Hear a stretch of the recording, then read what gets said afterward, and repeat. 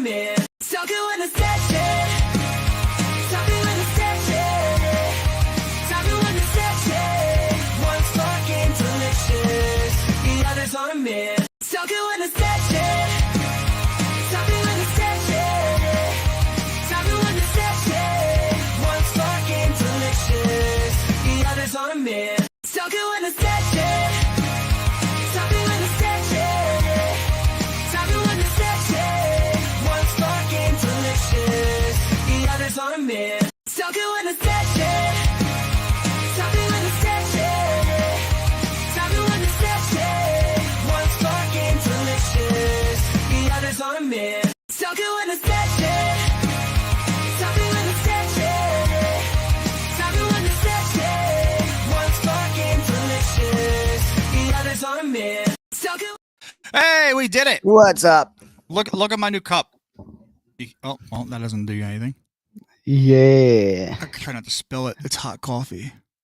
Yeah, definitely don't spill it. But that's a fucking cool ass cup though. Yeah. I fucking love that shit. Miss Paige bought it for me when she was out and about. Nice, dude. Yeah, it's Sanic. Yeah, it is a very nice mug though. Pretty damn good. Pretty cool. I dig it. Yeah. All right, let's get some. Yeah, get a little background going. Oh. Let's see here. How was the week? Week was all right. You know, work was fun. Stuff like that. Stupid shit. Yeah. A lot of stuff be happening though besides the Acolyte, but obviously the Acolyte does take a little precedence. Like what? What be happening? Are you lying again? Yeah, I think so. I'm trying to remember it, but I can't. Wow. All right. Yeah, Just a lot of shit going on in my head. But literally just said, just told everyone you lied. yeah, pretty much. It's on the internet forever. Well, hey, that's fine. Your fault. All right. Yeah. I guess. Anyway. Almost 3 minutes in, and we're trying so hard not to talk with the Acolyte. Yeah, I know. But let me go get my notes. yeah, sounds like a plan. Got my notes. See that? I'm ready to go. A lot of weird shit in this one. Yeah. You're telling me. It was definitely this is probably the most indecisive episode that they've ever done so far.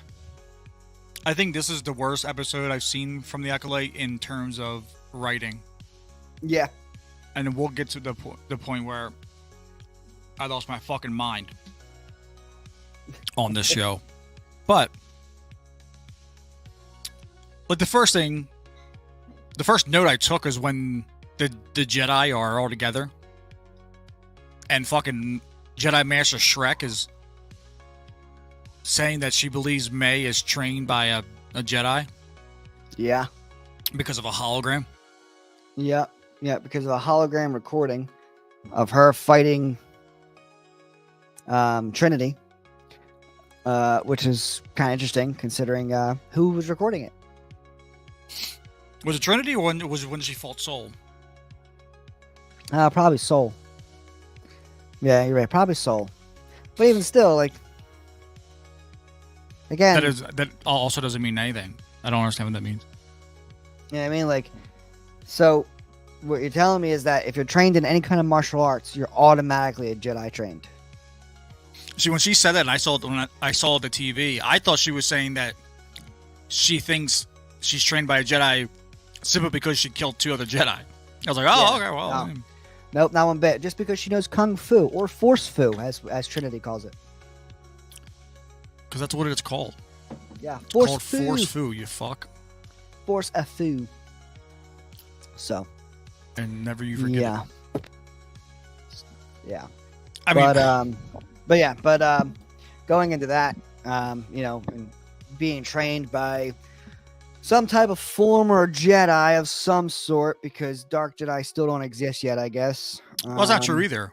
So I'm gonna pull this up. This is the shit I can't stand with people. All these fucking people on Twitter were fucking because so many little back and forth with so many people just because I was bored that day. And only thing I had to do was say a sentence. So like, Jedi Master Monday was there, right? Yeah, Kiadi Mundi. Yeah. And he should be negative 40 years old at this point. Meaning he should be born for another 40 years. Yeah. And so people are saying, oh, well, you know, they never said Sith. They never said Sith. The only thing they did say was a splinter group or a splinter order. You know, shit like that. Like, that's what the question they asked. Are we dealing with something like that? Well, for the people who don't understand what that means, let me just show you. Okay? Easy Google search. Okay. Can you see that right there? What this says? Mm-hmm. A splinter group of the Jedi Order was active prior to around 5000 BBY. So the battle on, what was that? It's not Yemen, is it? 5,000 BBY. I mean, that's right. Anyway, that's way back there. It's way back, way back there. But I'm saying, like, that's further than the Old Republic. But the BBY, that's battle. What's that Y? It's not. Is it? I don't know my Star Wars lore back that far. Is it Yemen or Yemi? I don't know. Anyway. Yavin. Yavin. There we go. I know it wasn't Yemen. I was like, yeah, that's a real place. Yeah, Yemen. So, but I hope not. That first sentence doesn't matter. It's the second sentence that matters. Comprised of former Jedi who turned to the dark side of the Force. Mm-hmm. Who uses the dark side of the Force? Well, if you're a Jedi and then you turned to the dark side of the Force to go against the Jedi, I would say you're a Sith. Correct. Okay. I would say Sith or Dark Jedi because but again, there's a lot of stuff in Legends that they're not going to pull from. So it really makes it hard to discern like really what each an individual thing is because they fucking Disney decanonized a lot of shit. Right. So until we actually get the movie, I think it's coming out 2027, I think, or 2026. I can't remember who's directing it, but it's all about the very first Jedi. Right. You know what I mean? And that movie is going to be the canon version of what we had originally, which was that the Jedi, it was a two-word people. It was JED apostrophe AI. It was Jedi. And they were basically monks who discovered the Force and learned how to use it. But then as they grew, they split into two groups. One who believed they should use it for power, and the other believed that they should use it for the overall good of the universe. And so they fought over it, hence creating the Sith and the Jedi Orders. Right. But again, that's decanonized now. So this next movie coming up, showcasing the very first Jedi, will determine if we're going to stick to that or not. You know what's also very interesting about this is the site Wikipedia. Oh, yeah. As soon as the fucking episode aired. You mean Wikipedia? Yeah. They removed his birth date. Yep. Really, really quick, like, because there's actually a card from him from episode 1. It's actually a part of the Phantom Menace fucking information booklet. He has a little training card, and it says that he was born at 93 BBY. Oh, you mean this one? Yep. But again, they didn't take it off of Legends. They took it off of canon. Right, but again, I don't know if you remember this or not, but a couple weeks ago, someone told me you can't use Google. That's not factual. Use Wikipedia. Yeah. You mean a website that's specifically edited and controlled by a singular group, and depending on what they think is depending on what's canon? Fuck yourself. Yeah. Well, I mean, I see people on Twitter say that the movies aren't canon. Because I saw someone say, like, someone was like, oh, he's not even supposed to be born yet. Right? And then someone was like, oh, where does it say that, you know? And then he showed that the little trading card you get for the promotional material. And then someone said, well, that's before Disney bought it. Doesn't matter. So now anything before Disney bought Star Wars that happens now doesn't matter, or it's not canon to these people. But like, all right, so let's just say you throw out the whole argument of him not being born yet, right? Let's throw out that entire argument. Let's just say whatever, fuck it, no one cares. All right, whatever, bye. You still have a big problem now. The big problem is you're telling me that Ki-Adi-Mundi and potentially another master that was on the council serving under Yoda were lying to him through and through, and he never fucking noticed. That's what you're running with now? Yeah.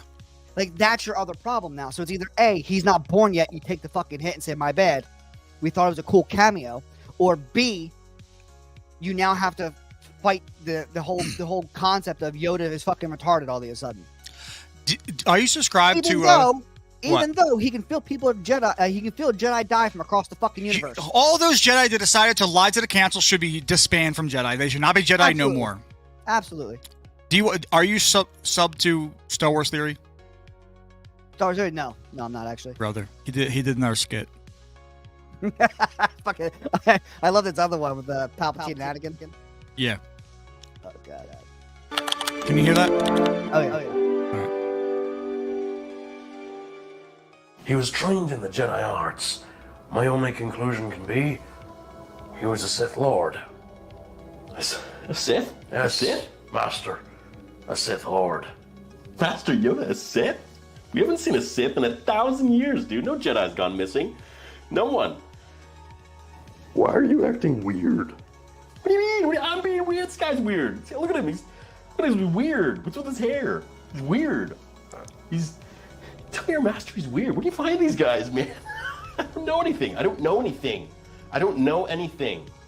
Okay? Why is he acting weird? You're acting weird.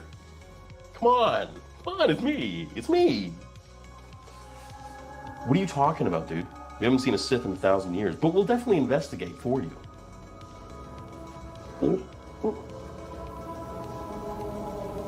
What's this guy on, man? He's crazy. What's your deal?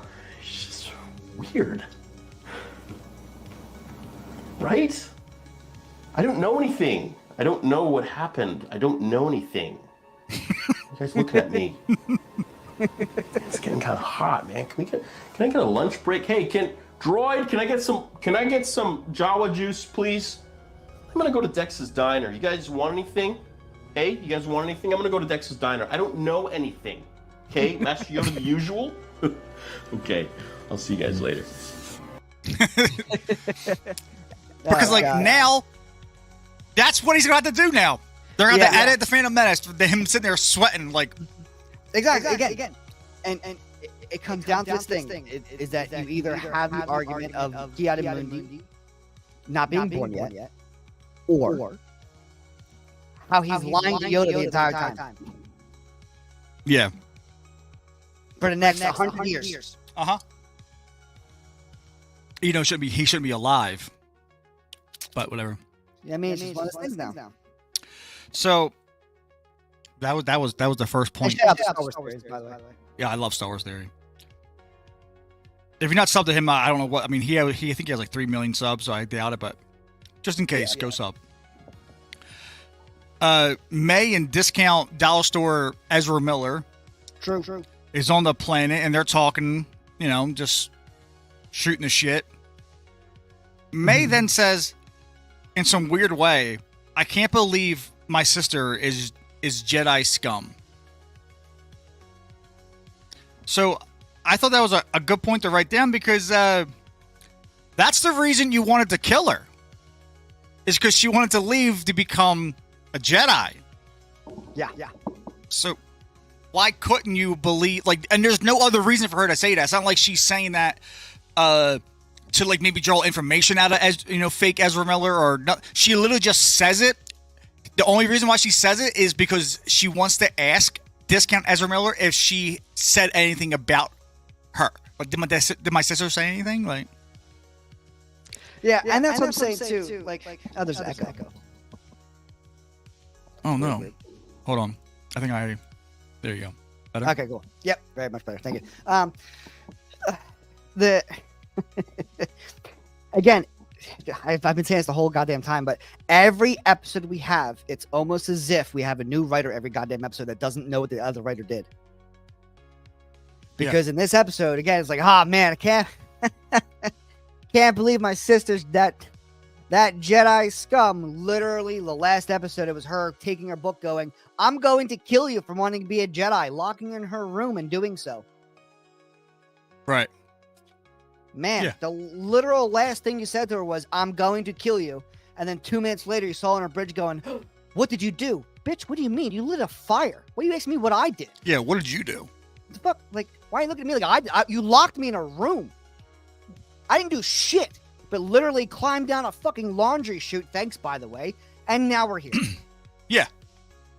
So what did you do, May? What? Why? How'd you get across the other side? Wait, you said mom's dead. What? Yeah. What'd you do? How'd you know? How do you know? Like, but in this episode, it's like, oh man. Oh, I wonder what Osha's doing. Does she ever Fuck. talk about me? You know what I mean? Like, No, she thinks you're dead. did she say anything about me when you talked to her? She didn't know for sure her sister Bitch, was no. alive until they both did until at the end of episode 2, that same episode when they looked at each other. Up until then, it's all hearsay. Yep. Right. I mean, Because remember, May had we were no fucking trained. clue. We were trained. Don't do not believe your eyes. Right. Don't believe your eyes. But only Osha was trained that. But they both know they're alive by seeing each other. Yeah. But again, So- like, I mean, the whole concept's fucking stupid. But let's. Hey, it's fucking dumb. Then we see a pointless training thing with some redhead guy, and I just pointed to the screen and said, "Who the fuck are you?" Honest to God, at first I thought that was. He's from Game of Thrones, ain't he? No, he's not. That's what I thought. Rings of Power? He's from I think Rings of Power and The Witcher. Oh, The Witcher. That's the one. The Witcher. Yep, The Witcher. He's definitely from The Witcher. I'm not sure. There you go. But the first time I saw him, I was like, that's either Game of Thrones or somewhere else, somewhere similar. Right. And of course, Mrs. Doc goes, that's Witcher. I'm like, that was close. All right. So after Osha walks up to Jackie afterwards. They have some weird God. flirting thing. By the way, if you look up her age now, Jackie is 18. Yeah. Oh, wow. Okay. I'm actually going to do that because we did this. I think it was I forget. last week. Or No, the week, not or last week. It was the week 2 weeks before. ago. Yeah, it was the week before. I looked up Jackie's age, and it said that she was just entering her teens. She was mid-teen, so like 15. Mid-teens. So yeah, it's like 14, 15 range. That's where she was. So let's see what they have it to now that they're kind of loving on each other a little bit. Let's see. Jackie. StarWars.com. But it's not official yet in show. Only the actress said it. Daphne Keane said that they're crushing on each other, which it's like cool. But What the fuck is happening in the show? What is happening? No, they did remove it. They removed it? Yeah, here, I'll show you. So again, before it said that she was in her mid-teens, aspiring to be, a Jedi Knight, da-da-da-da. It now says, a skilled and studious Padawan learner, Jackie Lund shows great promise in her path to becoming a Jedi Knight. The Padawan apprentice to Master Soul is young, but she projects calm and conducts herself with maturity. They completely removed that shit out of there. Completely removed it. But again, we have the video, and I'm going to quietly dig through all this so I can find it, just so I can fucking show that too real quick. Yeah, Jackie. I don't know if I can though while we're doing this. She was born 150 BBY. And this show takes place in 93. That doesn't that doesn't seem to add up a little bit. I don't know what.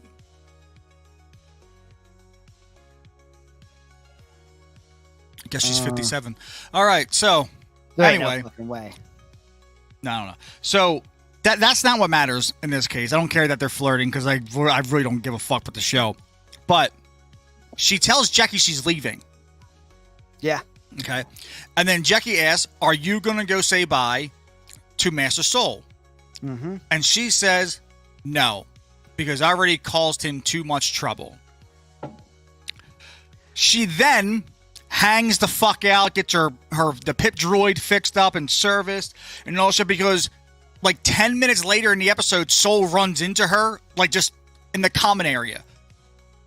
And I'm like, what the fuck are you still doing here? You said you were leaving. You didn't want to say goodbye to him.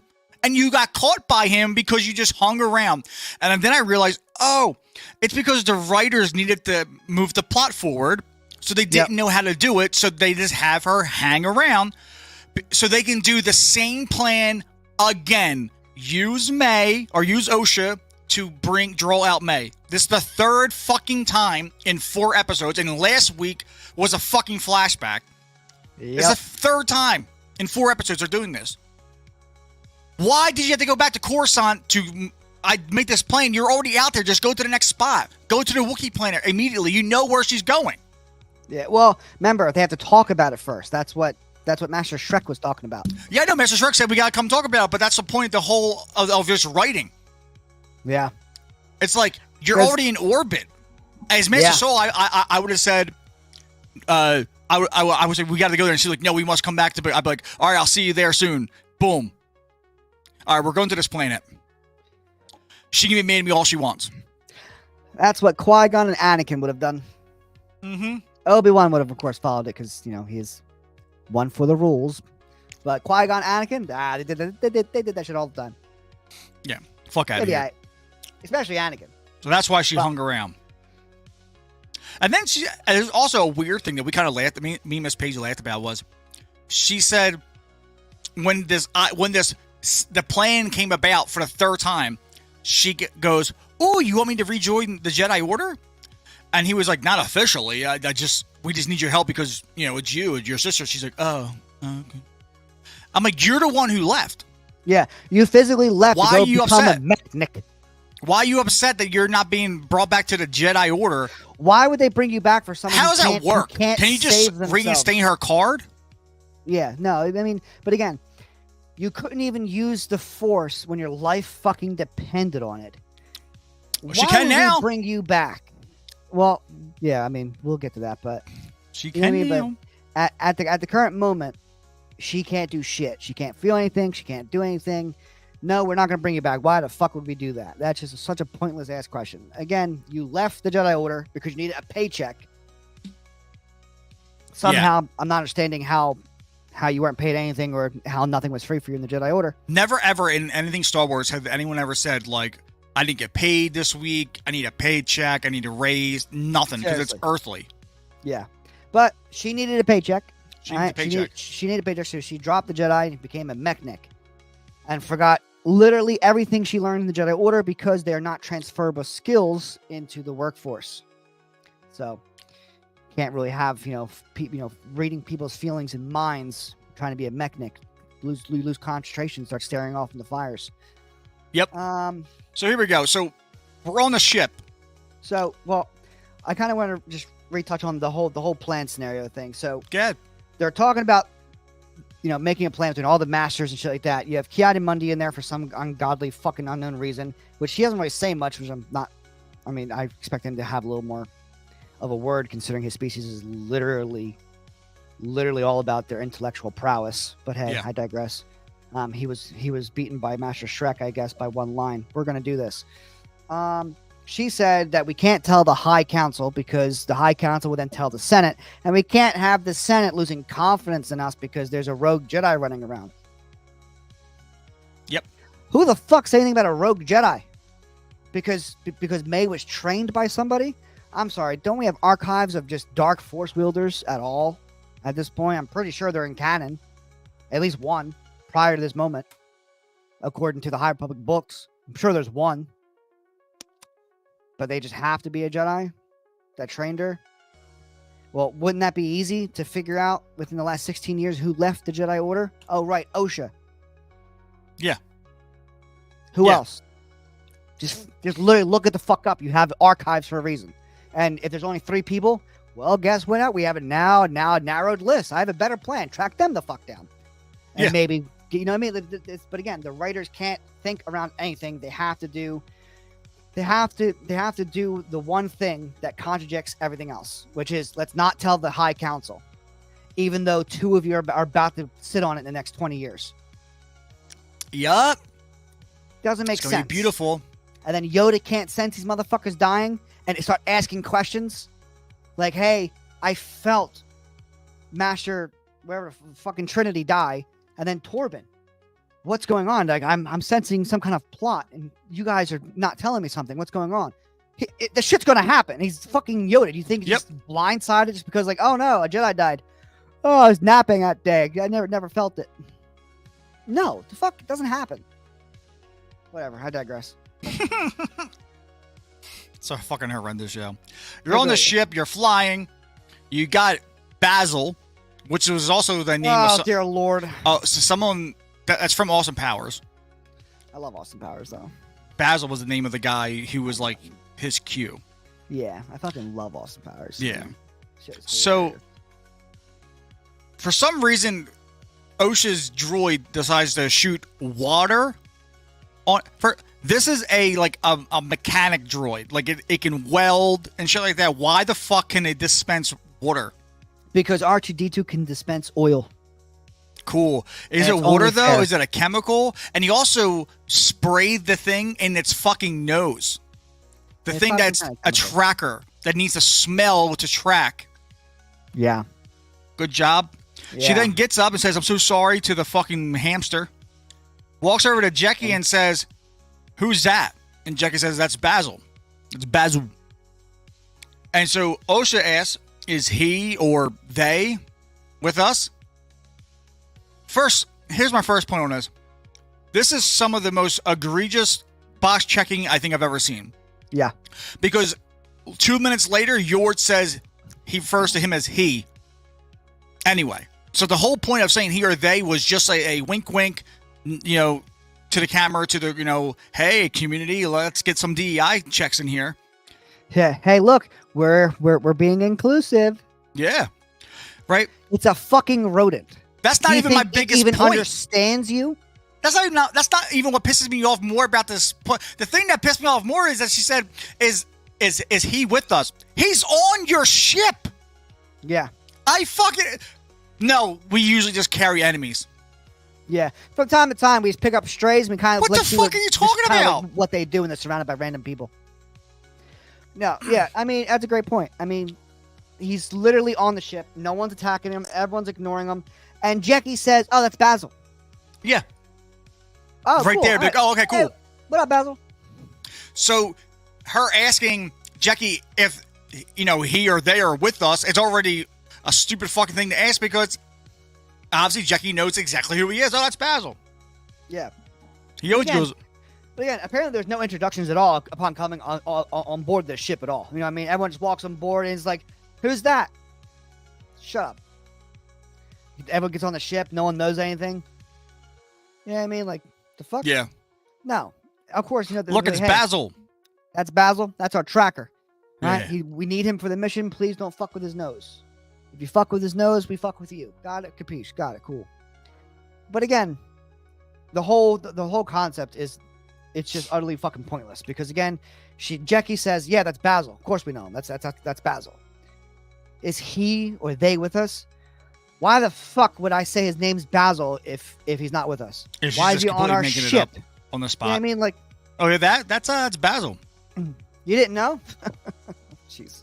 Go touch him. Nerd. You know what I mean? Like, no. Of course. But again, it's just thrown in there just to check a box because why else could the whole episode they just say he or boy? Because I Yep. believe May goes, go, look, good boy. Yep. Like a dog. And she only knew that by just by looking at it. Yeah, And she but knew again, it was a boy. But but hey, you know, I digress. Racism. You know, you So- assumed it was a dog. this is where I said my biggest pissed off point of this fucking show, and it's right here. All right. With Basil? No. With time. Does time fucking exist here?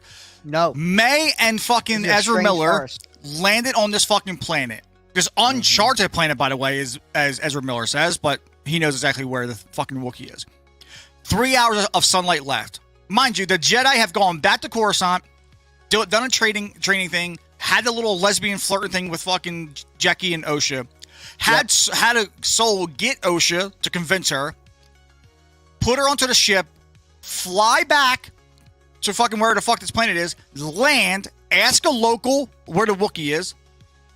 And that's also one of my favorite parts. Jackie comes back from talking to the fucking local and says, the locals say that the Wookiee went into the forest and hasn't been seen since. And then fucking Soul takes 4 steps forward and goes, he's in there. And you just see like the forest. Like, yeah, no fucking shit. She just said it.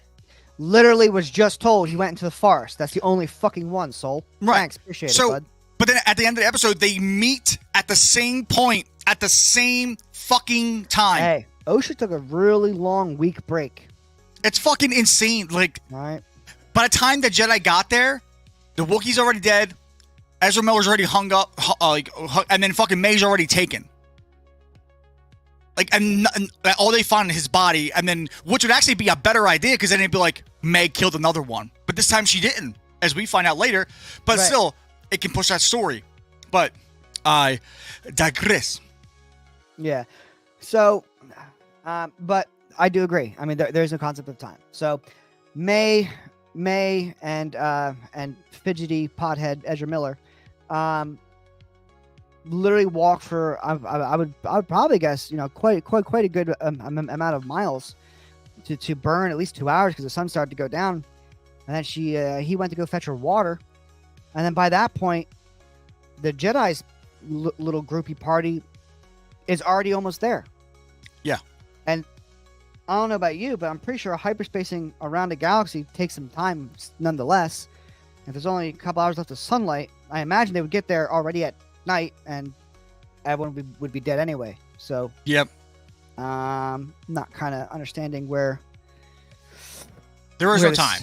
You know what I mean? It's a very weird planet, I guess. Time doesn't matter because it's all about our shitty writing and how we're going to make things work. Yeah, you know what I mean? It's similar to Interstellar, where 1 minute on that planet was equivalent to a year. Yeah. You know? So they're walking through, and Osha decides to place her bare hand on fucking something that looked like a bug for my eye on an alien planet. That's what you should. Everyone here, whoever has a chance to go to an alien planet, the first thing I want you to do is go touch everything with your bare fucking hand. Yep. Like a dumb fuck. And it doesn't help that they were like they literally walked by and said, "Don't touch anything." Yeah, stay in the back.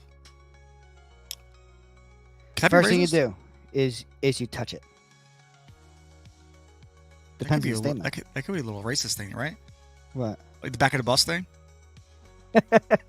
Yeah, but your looks always go stay in the back. I mean, yeah, but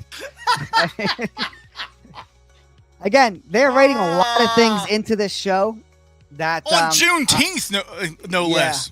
Yeah, you know what I mean. Like they're writing a lot of things in the Stay show in the that I don't think they're really realizing this. But I'm guessing that. Well, I mean, the show is written by white women. True. Yeah. So maybe it's like their ancestral thing coming out. Yeah, maybe. I don't know. Stay in the back. But yeah, Yor definitely tells her to stay in the back. But maybe he thinks it's okay considering that I'm pretty sure. He's black, right? They're half. Osha, Amanda Stenberg, and fucking Charlie Bennett, the guy who plays Yor. They're both half black, half white. Okay, both half black, half white, and she's also Jewish. Yeah, got it. So yeah. I'm guessing because of that, they're probably Leslie Headland probably considered that to be absolutely fine then, since it was only half. So since she touched this thing, yep, it comes alive like Peter Jackson's fucking. It was a moth-like creature of Kong, which I thought the caption said Venomoth, and I was going to leave it even harder. I did too. And I was like, she's going to get sued. Oh yeah, but it didn't say that. So I know I was kind of hoping for it, though, to be honest with you. Osha stares at this thing for a few seconds before screaming "Soul," which, again, something comes alive, if you will. Like I said, it was already alive, but it comes alive. And that's another thing, too. Jedi Masters and Jedi walking through the forest with all these bugs around these trees. Not one of them says, don't touch these. These are living creatures, and they won't do anything as long as you don't fucking disturb them. They don't even say that. And then once it fucking comes off the tree, no one else notices but fucking OSHA until she yells Soul. Soul then jumps ahead and goes, I got this. It knocks his saber. The fucking moth flies right at it, and he fucking just swats it down. And then the fucking Jackie and you in the back say, it was attracted to the light. So moths are moths, no matter where you fucking go. And thank God the guy with the blue lightsaber stepped up, because all bug zappers are typically blue. Yeah, pretty much blue. Yeah. The other thing with that is why did none of the other bugs wake up? That was my second point. No other bugs. It was They just said, one. "Shh." That was the coolest part of the whole fucking episode. Was that fucking moth thing. I was like, oh shit, all the trees are fucking... Hey, the one dies, and they go, all right, let's go. I'm like, oh, shit, well, fuck. Yeah. Basically, again, they were like, Frank got Jedi can't sense anything in this fucking show. And They're also they're using a tracker to find this Wookiee Jedi, again, that they can't sense.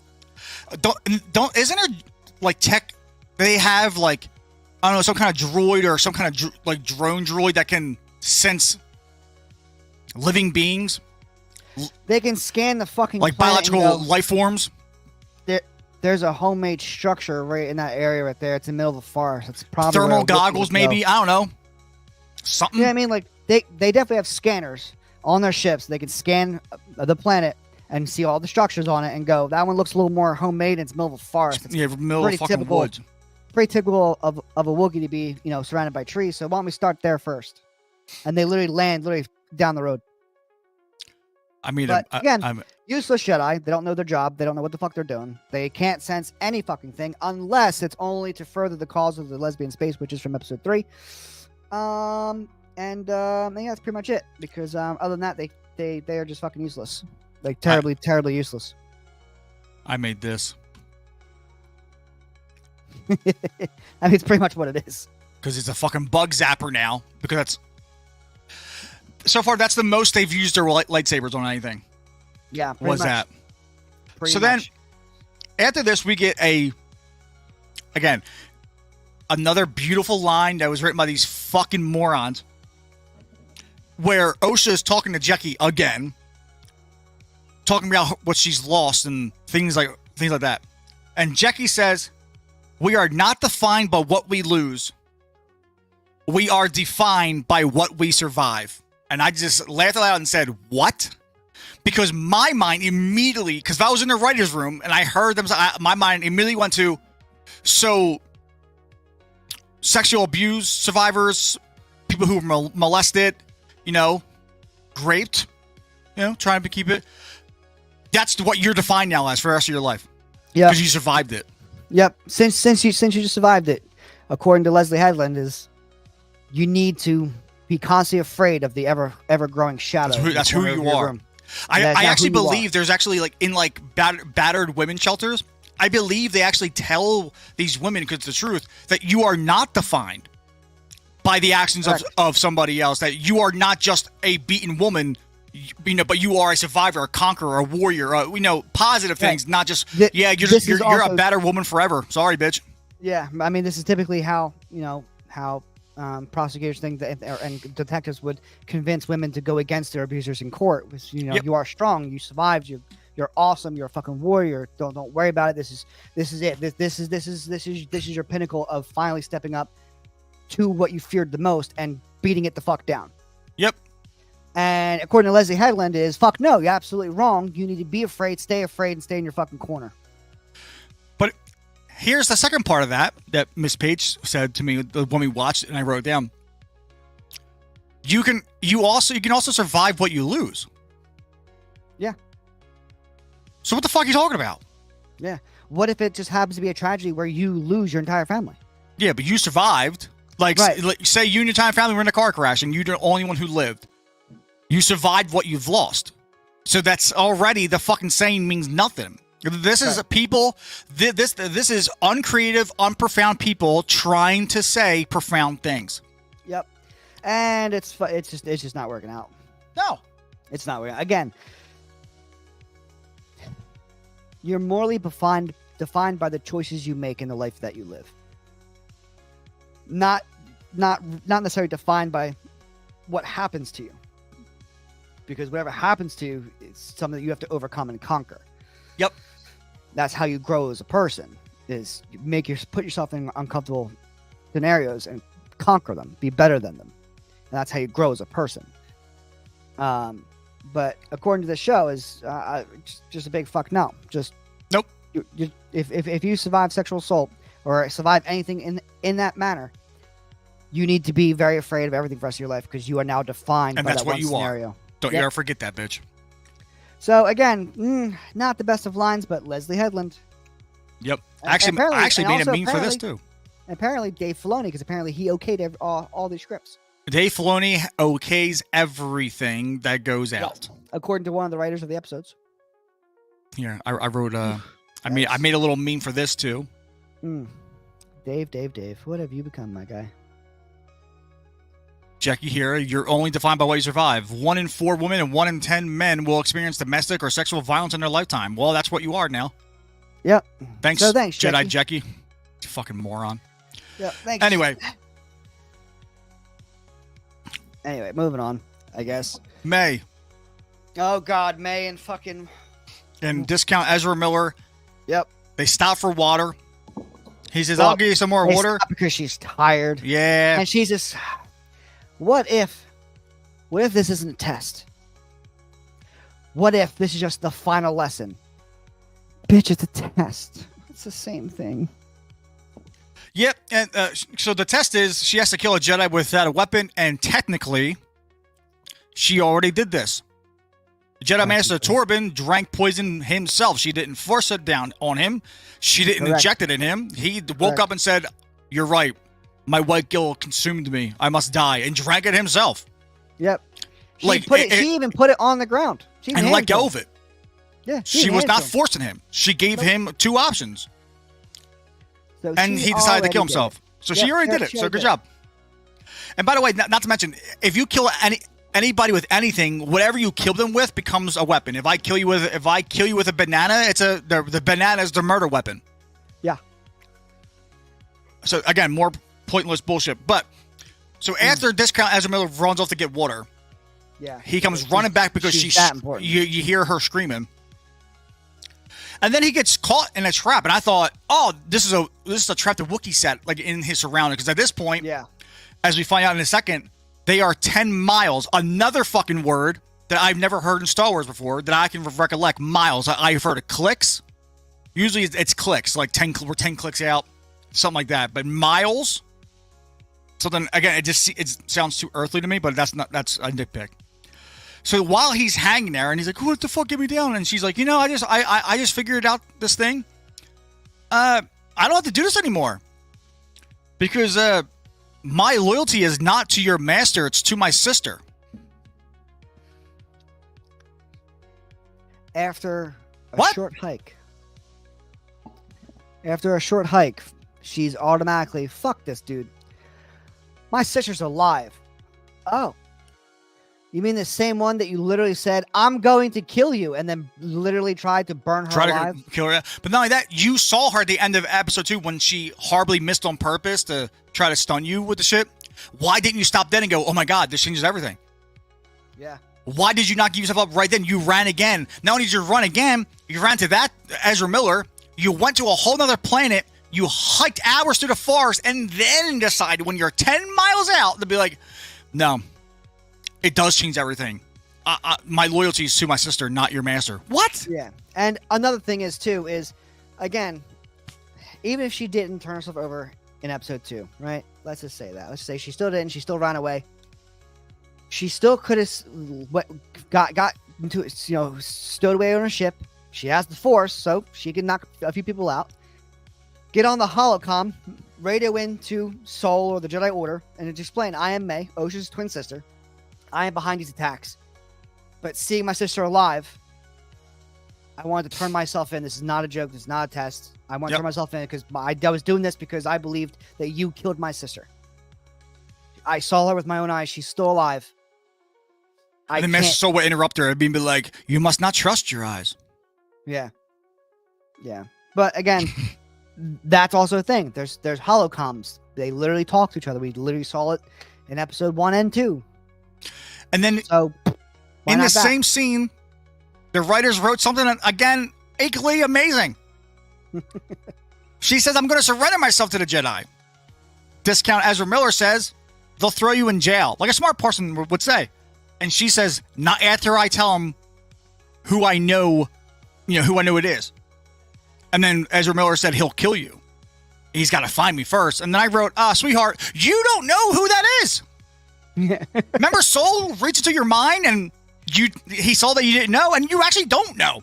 So what Right. you're like, "I'll tell you who's behind the mask, who?" I don't know. But it's not me. So Yeah. like, you don't know who it is. What the fuck are you talking about? Yeah. Well, apparently She's gonna give him her she fucking had fanfic theories. She had something on the Master that she was going to hand over to the Jedi. Yeah, he has teeth on it. His helmet is black, circular, bobbles a lot. What are because it you doesn't going to fit. say? You has can't teeth. say shit. I don't know if you know this or not, but a few galaxies away, there's a thing that's like xenomorphs, like weird creatures, looks exactly like them. Just make the head circular. Same Just thing. when you think the writing couldn't get any worse, it does. Right Oh, afterwards. of course it does. Of course it When does. when Osha goes up to Soul and says, "I feel different. I'm starting to sense things again. I'm ready to face her." And I said, "What?" Literally 5 minutes before this scene, she's talking to Jackie, telling her, talking to Yord, "I can't do this. I can't face her.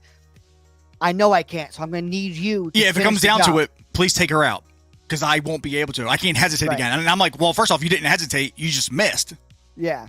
Yeah, because like she was like, I can't hesitate again. I paused it and said, "You didn't. You flat out fucking You missed." didn't. You just missed. Or how about this? Don't hesitate. Yeah. You know it's coming. You know who you're going against. The things you're saying right now, these are coaching points. Don't do them. Right. You know what I'm saying? Just- And then Yord's like, yeah, sure thing. Yeah, sure, whatever. Back Yeah. of the line. Stay in the back. But yeah, so now she's sensing things again through the Force. Yeah, she's Somehow. sensing- mysteriously and ironically, she's sensing things through the Force because she's becoming a Jedi once again.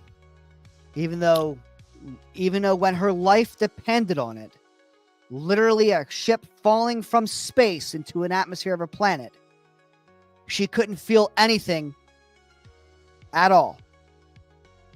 Period. I don't understand the motive behind feeling the connection to the Force, but I'm pretty sure falling to your Suddenly. death would probably ignite something in you to probably start sensing things again. That's usually when, like, even superheroes, right? When Yeah, I mean, they're like- trying, and all of a sudden they're falling to their death, and it's just like, I want to live, I want to live, and then boom, it happens, and it's just like, because of that, you know, that fear of you believe anything kind of thing, you believe in yourself in any way possible, even when you know you can't fly, you will suddenly believe you can because you want to live. Right. She But- was falling to a planet, which we found out was nothing, by the way, just kind of like, Yeah. you know, Yeah. An entire ship with no engines falling from space into Through a atmosphere. planet. Through atmosphere, Yep. from space, hits some asteroids. Didn't do a damn thing to the ship, apparently. But crashing down, ships in pieces, she's perfectly fine. No bruises, concussion, broken anything. Nope. Just walk straight out of that bitch. Not only does she walk out of that bitch, but Master Soul and 2 other followers of his literally get there at the same time. To where she has to run immediately. What are you running from? Yep. You were just in a ship falling from the sky. Who the fuck are you running from? I digress. Anyway, it's not the right. Who fucking knows? So that's So many things wrong with this whole fucking two series. horrendous things back to back, and you're saying, well, there's no way there could be 3. If you thought that, you'd be wrong. Right. Because Basil is often running. He ran away from everybody because he's tracking, he's smelling, he's sniffing. He finds May. He starts freaking out. Everyone hears this. Yord says he's found May. How the fuck does he know who that is? Was he briefed on that? We didn't see him get briefed on that. Yeah. Well. Did they tell him, hey, you might see another bitch that looks like her on this planet, but if she has longer hair and a darker suit, it's her twin sister May. Make sure you let us know. Like, how does he know who that is? Well, If anything, he's here, saying, and "I that's found it. OSHA. OSHA's over here." Oh, wait. How does he know who May You're is? talking about the tracker. Sorry, I Yeah. thought for some reason I thought you were talking about Yorda. I'm like, episode 2, he saw her. No, Basil. No, Basil. Yeah, Basil. that makes a lot of sense. I mean, again, like we don't know what the fuck he actually said, but that can be spun in really any direction of just. I Like, can hey, only go off there's what a I was random shown. woman that looks like OSHA over here. You're right, but to him, he would probably think it's his OSHA because remember at this point he ran off, and Yord said, "We gotta get a tracker to find a tracker." Yeah. Yeah. So, like, if sure. anything, No, he'd be like, "Why does he know it's I May?" can see that. Yeah, I can definitely see that. I mean, Was he tracking at her? the- Because he smelled the Wookiee's panties and was chasing the Wookiee down, and all of a sudden found May. He's like, "Oh, this is May." Why'd you go there anyway? Because the house, as May said, to is the left. 10 miles south. it's Why are you literally- there? Literally, May gets up and runs like this, and there's the house. Literally, like 20 It's feet away. 10 miles south, she said. It's literally like 20 feet to the right. Like, why are you there? Why'd you run that way? Basil should already been at the Wookiee's house, Yeah. alerting them that he's dead. But so, no, all right, yeah, no. I mean, I disagree. I mean, it's just one of those things where, again, Basil and May met literally 20 feet to the right of this fucking house. Well, that's how it was seemed anyway. Because, like I said, it was 10 miles. She said. Because, well, I mean, from where she started, probably, yeah. But when she ran into Basil, she was like, "Oh yeah, oh good boy, oh yeah," and the thing started fucking screaming at the top of its lungs. She just fucking took off running to the Screeching. right, Yeah, man. and literally within 9 seconds, she was at the dude's house. So I imagine it was only about 30 feet to the right. But again, why was Basil not over there, Wait, why are you not following Whatever. the scent? because of fuck? Um, That's how 3. did Basil not sense or not pick up the smell of another person that was apparently at the house that killed the Wookiee?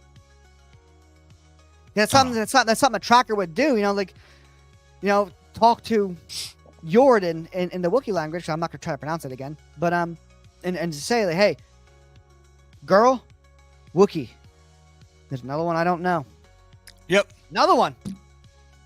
What happened to the Wookiee? Barged into the house. It was lightsaber cut. I was honest to God.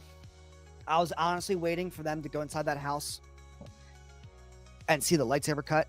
And they looked right at May. What did you do?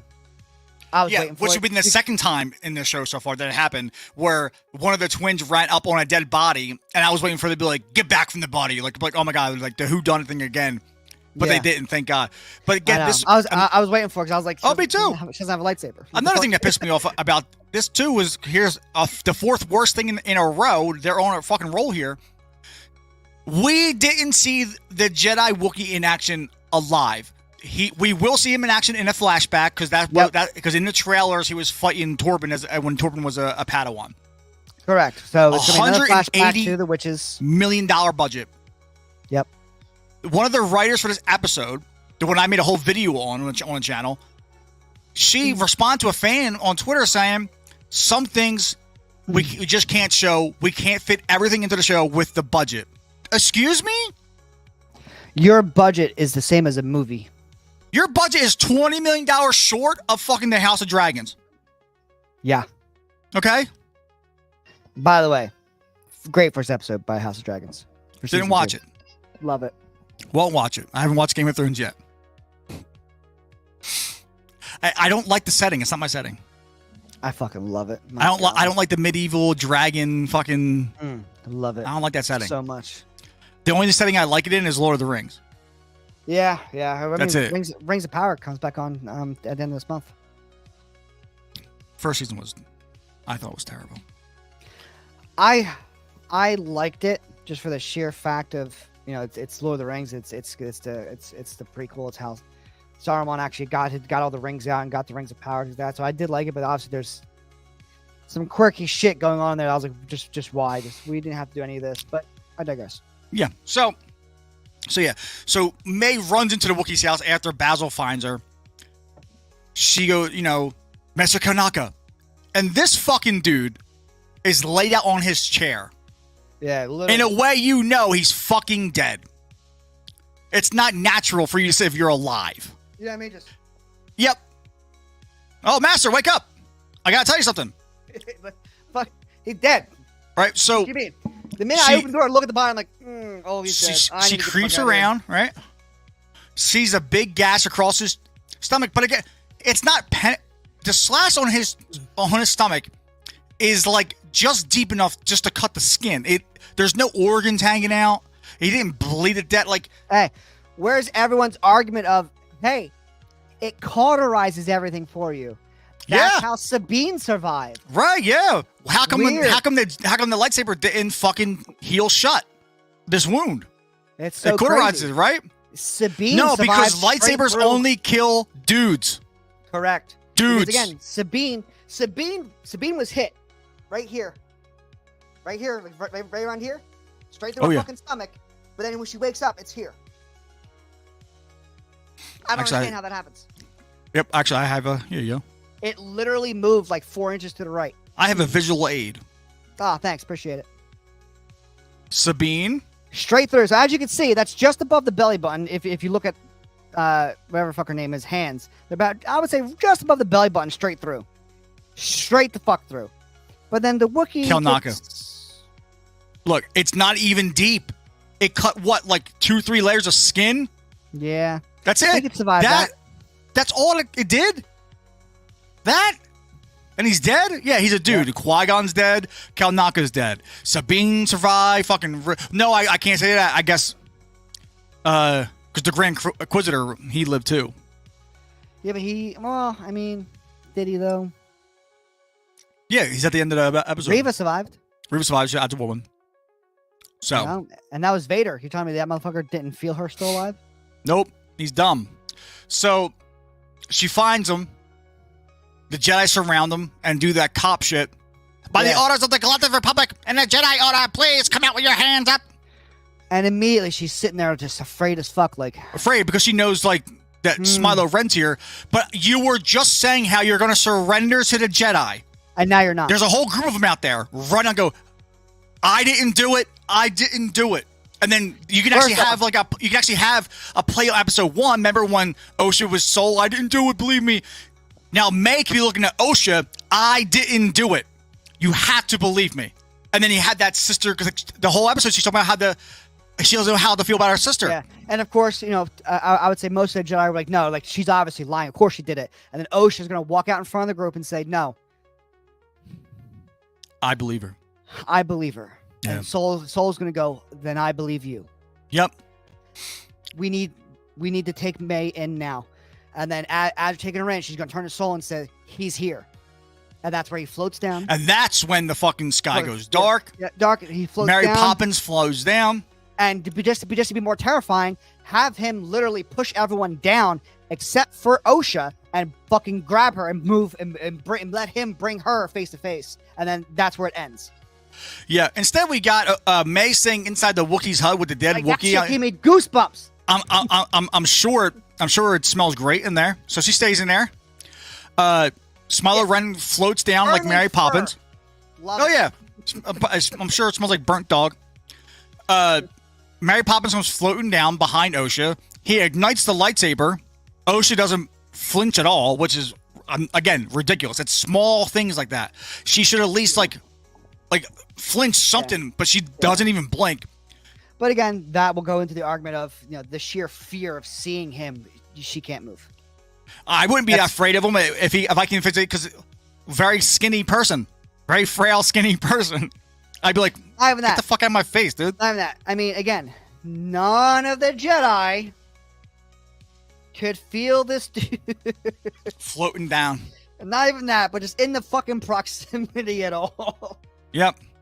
You know, like nothing. Not a damn thing. And then floating down, silent as fuck. And no one Pure does silence. anything until after Yeah. he ignites the lightsaber. As soon as he floats down and they're him and Osha are Again. faced nose to nose, Anakin on. and Obi-Wan. The minute that dude floats down. As soon as it goes Fuck you up, dark, dude.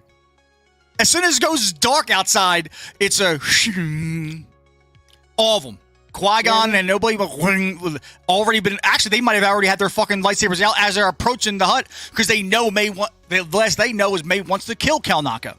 So they're probably already coming out, guns drawn. Yeah, and as we said before, any typical policing force, if there's a known assailant that's armed, has murdered a few people, you're not going to approach this Held up inside of a place. You know what I mean? Like held up in a place where the Jedi is living, and now no one's responding, but you know she's in there because of the tracker. You're not going to stand outside. You know what I mean? Like, we're moving in. Yep. Come out or we're going in. Period. But again, you want to turn yourself over, you don't. Smilo Ren's there. You don't do shit. Nope. No one can feel Smilo Ren coming down. Nope. No one does anything when he lands the fuck down there, and everyone's like, "Who are you? Who the fuck cares?" Do you think I don't even think Jackie said who are you. I think is it was Soul. No. He said, "What are you?" Yeah. What are you? Why the fuck does it matter? The dude doesn't have a decent look on him. All right? With that kind of helmet, automatically assuming you're here to do some stupid shit. And then flicks Osha out of the way. All the Jedi ignite their sabers. There's like 7 of them. And 4 of their lightsabers are yellow. Yeah. Hate it. And then he force pushes all of them back. All of them. All of them back. Now, but again, this is Legends stuff. But there's a lot of stuff in Legends with Sith apprentices actually being able to kill quite a few Jedi Masters because they're all pent up rage and they spent years just nothing but fighting. Versus the Jedi, where they teach, serenity and peace, meditation. The Sith would teach absolute opposite: rage, murder. If you don't do these things, you're dead. I'm killing you. So they have different upbringing. So they're in the Legends side. There are a lot more Sith apprentices being able to kill masters a lot easier because there's so much pent up rage and there's so much of all that. But again, this is not that. So they got to do some fine fucking explaining to figure out how these Jedi didn't see it coming, how these Jedi couldn't defend against it, how these fucking Jedi were so easily pushed back, so easily defeated, and 3 of them are masters. Sorry, 2 of them are masters, I'm pretty sure. 2 of them. The other 3 are Jedi Knights, and then 1 is a Padawan. Smilo Ren is going to be Ezra Miller, but he's the Acolyte. He's the apprentice. Correct. The Sith Master. He's going to kill them without a weapon. The Sith Master, is going to be Jedi Trinity. Because his test was to kill a Jedi without a weapon. He had May do it. Yep. He didn't use a weapon. Yep. So, therefore, he passed the test. Because in noir-style films, the first person, usually in a noir-style film, somebody was going to die in the first 5 minutes, 10 minutes of the movie, and that person ends up being the person who's it at the end of the movie, in that kind of style. Right. So I think that's what we're going to... I think Ezra Miller is going to be Smilo Ren, but he's the apprentice, and I think that fucking Jedi Master Trinity is going to be... the Sith, and I think it's literally because of the fact of they mentioned that splinter order of Jedi who turned to the dark side. They're gonna have to just do something about that, you know what I mean? Because I'm pretty sure that splinter order, the one that we read not too long ago, I'm pretty sure that's considered to be Legends now. Because the Wookiee, I don't know if you noticed this, but when they showed the inside the Wookiee's hut early in the episode, there's like shit drawn. That's the witch's I know sigils.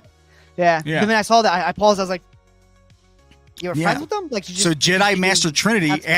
After the Jedi killed the witches, that's what I'm gonna guess.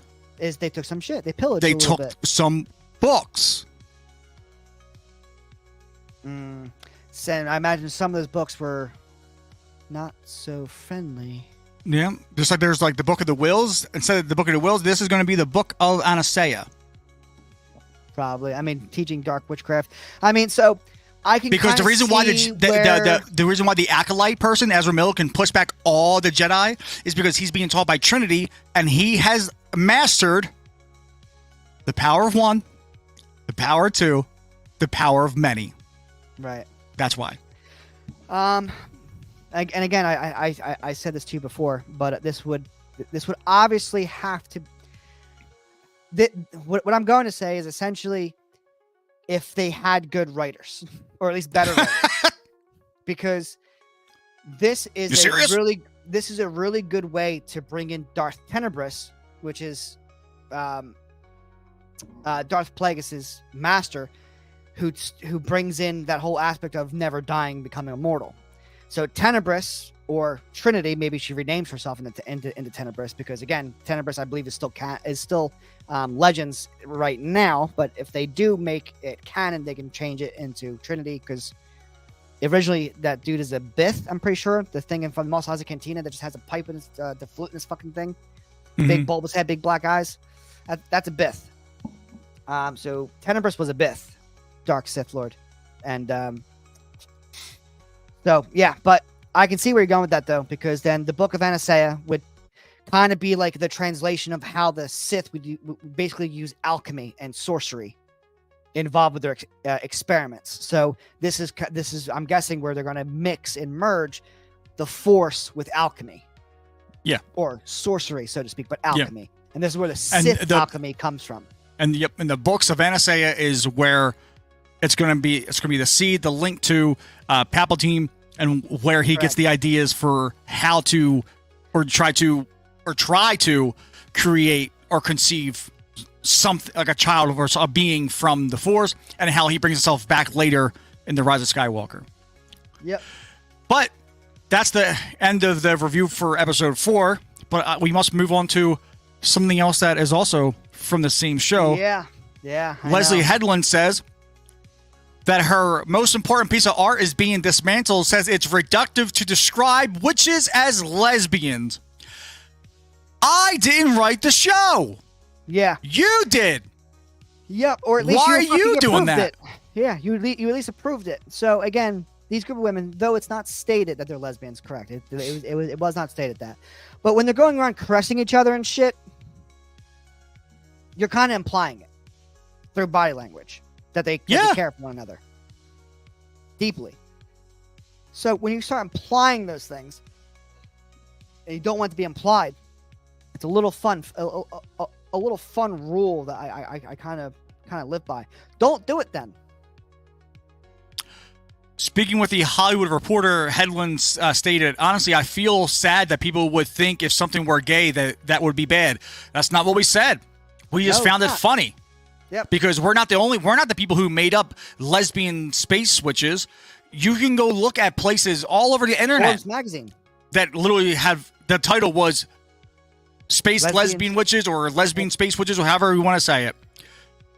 She added, it makes me feel sad that a bunch of people on the internet would somehow dismantle what I consider to be the most important piece of art that I've ever made. Honey, that's called critics. We can critique things. You might think it's the most important thing, the most best thing you've ever did, but when we view it and go, this sucks, that's what happens. That's why George Lucas primarily sold Star Wars, because of how his reception of the prequel went. Remember the prequels and how people hated it at first? Even though they obviously, the only one was bad, which is the second one. The 1 and 3 were great. Everyone hated George for the midichlorian thing. I don't know why, but they did. Yeah, well, because, again, we had episode 5 with Yoda explaining the Force, and then Qui-Gon episode 1 re-explaining it, but kind of adding midichlorians to it. So everyone's but at least, the idea of the midichlorians at least still went with. It didn't it's not like Qui-Gon's like, it's actually called a thread, so don't let him tell you, like, it still went with the original idea. A lot of people, a lot of people also have to kind of remember too that with George explaining it like that, I'm pretty sure the thought process was also he's talking to a child. So how do you get a child to understand this? Okay, well, midichlorians, right? So they're just tiny, tiny, tiny little living creatures that live inside your blood, that live inside your body, and they move the Force through you. They move it around everywhere. And so it's a typical way to explain it to a child, I would say. The showrunner would also address her interview with the Rab, where she said she was into the Acolyte being the gayest Star Wars ever made. In the original interview, Headland surprised that making Star Wars gay would not be a talking point. She said, is it going to be a talking point? Just a tad, because beforehand, all Star Wars was stories, like Westerns. It was a Western samurai story in space. Pretty No, much. didn't matter who you want to fuck, what skin color you had, nothing like that. Remember, this is a galaxy that has aliens and Correct. droids in them. And George already said racism. The only racism in Star Wars is towards the droids, which makes sense after episode, like say 2 or yeah, 3. well, yeah, two, 3, yeah, with the battle droids and shit. But yeah, I also want to throw out there that it is canon. The Empire was severely racist. Severely. There's a reason why there's no aliens in the Empire. Yep. Because they were either slaves or prisoners. Yep. They did not bring in any aliens into the Empire to be a stormtrooper or Droids anything, were workers or anything other for the than most that. part. They didn't really have one, any prominent point thing, right? The only one was a Chiss, a blue man. A blue man. And we all know that dude. Yeah. Poorly portrayed in Ahsoka, but still. Yeah. Terrible. But he is the only alien that was actually a part of the Empire and did well. Right. The Empire hated aliens. So, actress Amanda Stenberg then chimed in saying, because nerds are gay. Not all of us. Stop saying that. Yeah. When the Raps interviewer stated, well, some nerds are very not gay and are very threatened by gay stuff. No, we're not. No, we're not. We just don't care. Right. Again, the one movie that Marvel did was it just popped out my head. The Eternals. There we go. The Eternals. Horrible fucking movie. That should have been a Disney Plus series where they broke down every episode, focused on the backstory of every character we have, and then the final of the season reducing the big bad. Second season we fight big bad. But anyway, I digress. But in that movie, they did one of the characters very well with his husband. It was very subtle. It was, this is my husband, whatever have you, short conversations. We go into the house. We need to do this. We got to go. Kiss goodbye. Boom. Done. No one cared. It was great. It was perfectly fine because it wasn't shoved down your fucking throat. It was just, it felt natural. It just felt like it was meant to be there. When you have things like this from like Leslie Headland, like, you know what I mean? Like all these little details and, trying to force down your throat, the DEI crap with, pronouns, is they with us? That's not, I don't know why that's a fucking question, but when all these things feel forced, that's where people don't like it. Yeah. When you make it feel more humanistic and more natural to the conversation, people don't care. That's just the way it goes. You don't even have to go back that far to the Eternals either. You can go right back to Andor, same galaxy. Yeah, true, yeah. Andor, that is primarily loved by the fandom, had a lesbian couple. Yep. So there you go. Again, when it's not forced down your throat, people are a lot more receptive to it. But when you do interviews and saying things like, I'm proud, for this to be, or I'm definitely into it for this being the gayest Star Wars ever, and then your fucking showrunner is calling everybody gay. Yep. Like, people are gonna fucking hate it because that's what you're putting out there. Yeah, you're making that priority. I literally just posted a video last night going over this whole thing about how you are pushing your agendas, your lifestyle to the forefront, sacrificing world building, themes, stories, and character arcs. No wonder your show sucks. No wonder it's a fucking 14% on Rotten Tomatoes by the viewers, because everything else got sacrificed for your identity. Your identity. Notice the word "your" I'm using. It's your life. That's not my life. That's not, when you write stories, if you want, you can write them about yourself and how your life was. That's fine. If you want to connect, the reason why Star Wars is what it was from the 70s was because it told a universal story. Anyone could watch Luke and feel like that they were them. They were him. Yeah. I mean, again, with this whole like Star Wars is for everyone bullshit, it always has been. You've had Luke, you've had Han Solo, you've had Princess Leia, you had fucking Calrissian, you had Andor, you had Rogue One, you have all these prominent male, female, white, black, doesn't matter, characters that have done significant things in their movies that people love them for. And that was for everybody. The movies were always built for everybody. But when you make it your mission to make it feel like you're just including one specific group because you just have to, that's no longer for everybody. You're forcing things down people's throats. That's not going to go well. Nope. This Star Wars was always for everybody. That's why you had Princess Leia. That's why you had Luke. That's why you had Lando Calrissian. That's why you had Han Solo. It's to fit everyone into the same story and make everyone feel like they can be a part of it. Absolutely. That's the way that works. Next, Amanda Stenberg declared, "I think Star Wars is so gay already. I mean, have you seen the fits? Would we be like, look how gay this is, and send each other reference photos." Hedlund then said, "Are you telling me with a straight face that C-3PO is straight?" The Rep reporter responded, "They're a couple. That's what I think." Hedlund then declared, "I think it's canon that R2-D2 is a lesbian." Yep. Apparently, all droids are lesbians now. Who's a couple? They have 3PO and R2-D2. Yep, R2-D2 and C-3PO are a couple, and they're lesbians. Yep, that's the thing. Robots. Oh, yeah. Did you hear about that? Wait, you don't have to say that 3PO is male looking. The fucking robots, the robots that have no bits, or one's a lesbian and one's. Or the Acolyte say that. Whatever. That are you with a straight face that C-3PO is straight? Oh yeah. He's a droid, so yeah. Yeah, he's a droid. He's how about this? He's non-binary. Yeah, they're just literally computers. Because he's not a human being. I mean, he's technically non-binary.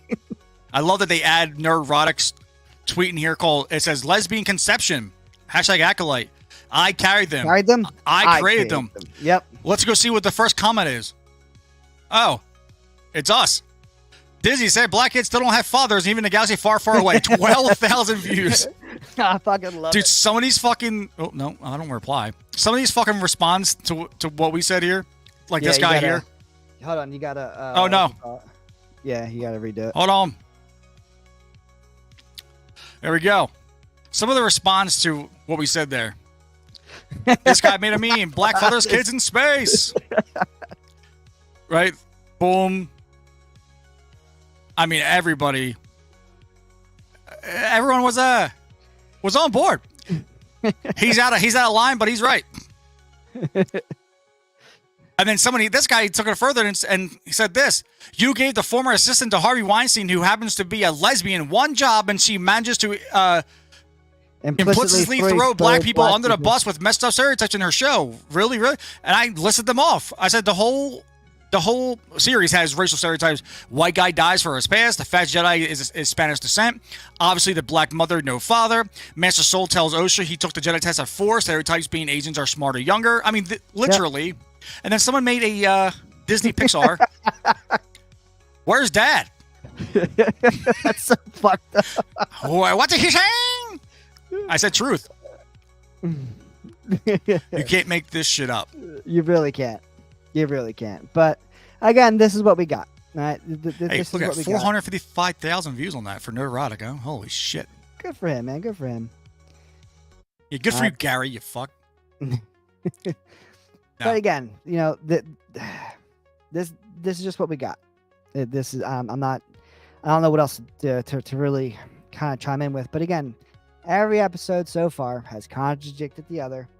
The writing is fucking getting worse and worse. Can't wait for the next episode of how stupid that's gonna fucking be. I can't wait. Did you see the IGN playing Star Wars Outlaws? No, I did not. But did you see Amanda Stenberg's fucking music video? Did I see Amanda Stenberg's music video? Mm-hmm. You mean the one I made a response song for? Yeah. Yeah, I seen that shit. Yeah.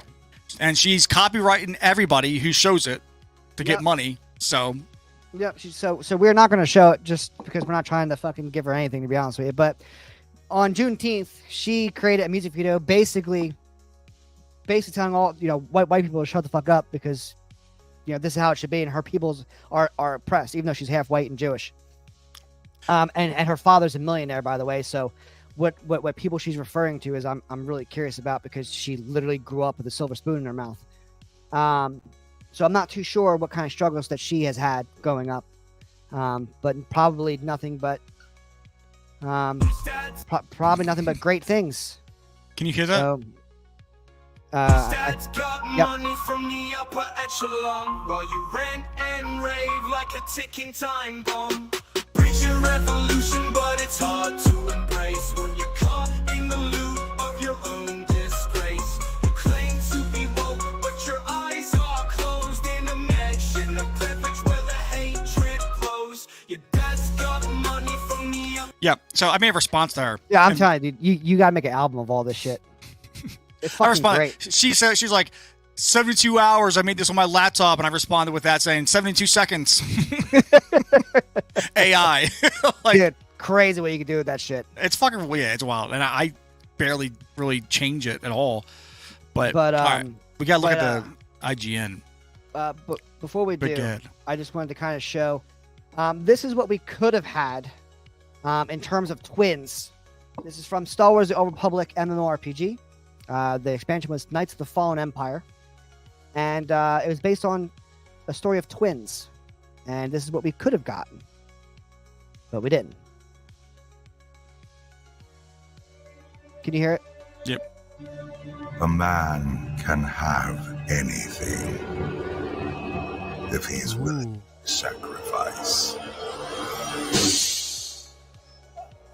With your birth comes a solemn vow. You will have nothing. Your privilege is the dirt.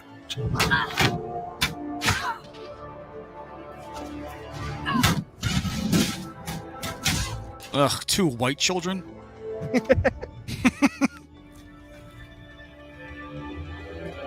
So their dad's notorious for not giving a fuck. In the darkness, only ambition will guide you.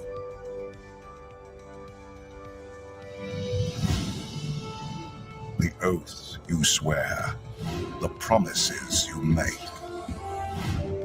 they are yours alone.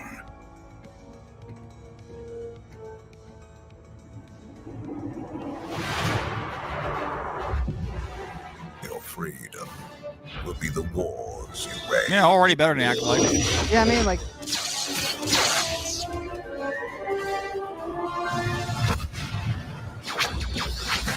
Your So he's- birthright. essentially, The their dad is losses you constantly suffer. turning the back on and pissing that one off. You endure. One brother gets blown the fuck up a little bit, and then becomes a little bit more deadly. And when darkness finds you, Jesus. Yep. you will. And then they go to Daddy Dearest with all the lightsabers they collected, and doesn't give a fuck, which pisses him off.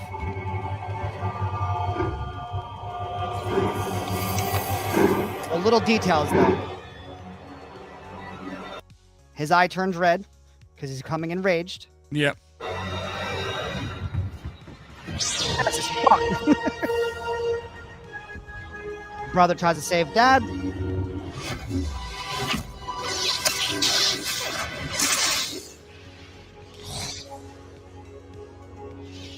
He's fine. Red fades. Yep. He's holding his brother on the floor.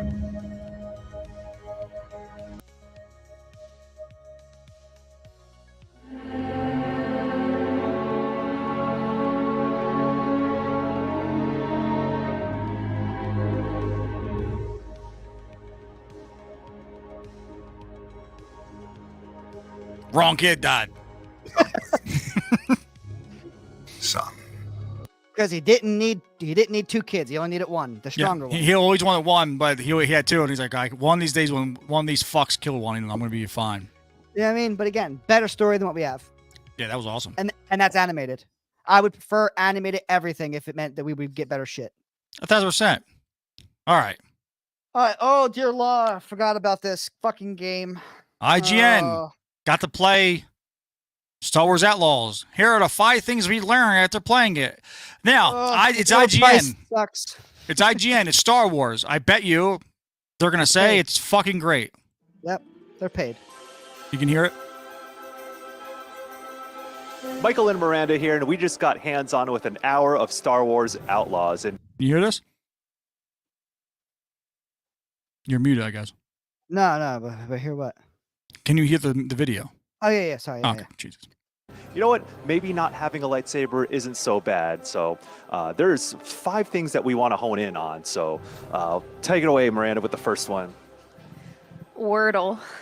Okay, so it's kind of a joke, but also it's No, it's basically not. Wordle. So You're a fucking joke. one of the things that really stood out to me was that this You is can't start adventure by and saying- discovery and finding things. Oh, that's a joke. An inside joke only works if the other people know the inside joke. Yeah. The fuck you. Hi, we're here talking about a video game. I'm gonna let the woman say something first. Wordle. That's a joke. What the fuck are you talking about? Yeah, everyone else around. The What do world, you like, mean?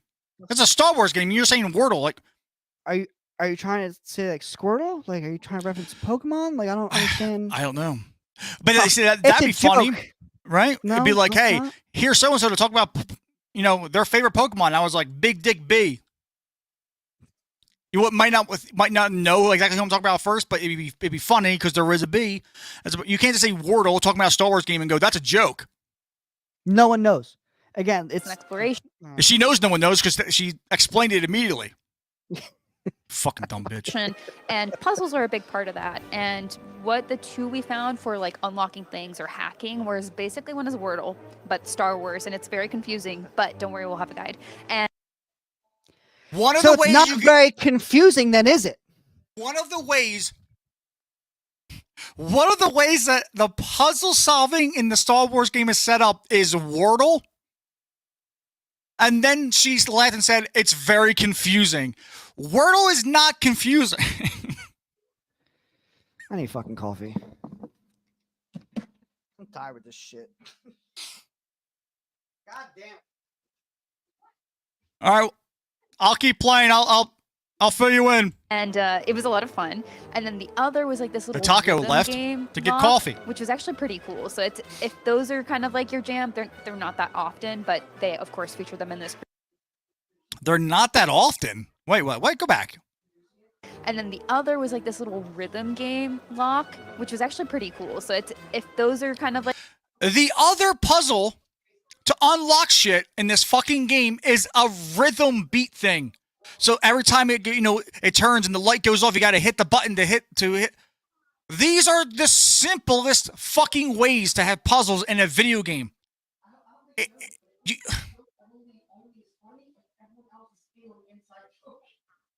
I'm so fucking happy that they spent all this fucking money on this game to give us puzzles that are solved by Wordle and fucking basically like Guitar Hero or fucking Dance Dance Revolution, where you gotta hit a certain thing on a certain beat. your jam, they're not that often, but they of course feature And they're not that often. So these are neat puzzles that are not that often. Cool. them in this preview, and I really liked getting to play them. The second What did that fucking message say? feature them in this preview. Slim Pickens. Know anyone who can handle a blaster? Yurda wants a replacement for Vakta, and it's not looking good. As far as I can tell, the only good shot left around here is that old pirate Quint. But apparently she fancies herself a sheriff now, and it's not like the boss would welcome her back after what happened. Man. And I really liked getting to play them. The second part of that, of course, is talking about how this does feel familiar to other games we've played. And if you want to take that part away. Yeah, I think that You back? What I missed? Yeah, what I missed now? Sorry. So the It was only just- the only thing you missed was the other thing. You know what? I'm gonna let her tell you. Because I had like a little seizure moment there. And it was a lot of fun. And then the other was like this little rhythm game lock, which was actually pretty cool. So it's if those That's the other version of unlocking puzzles is a rhythm game.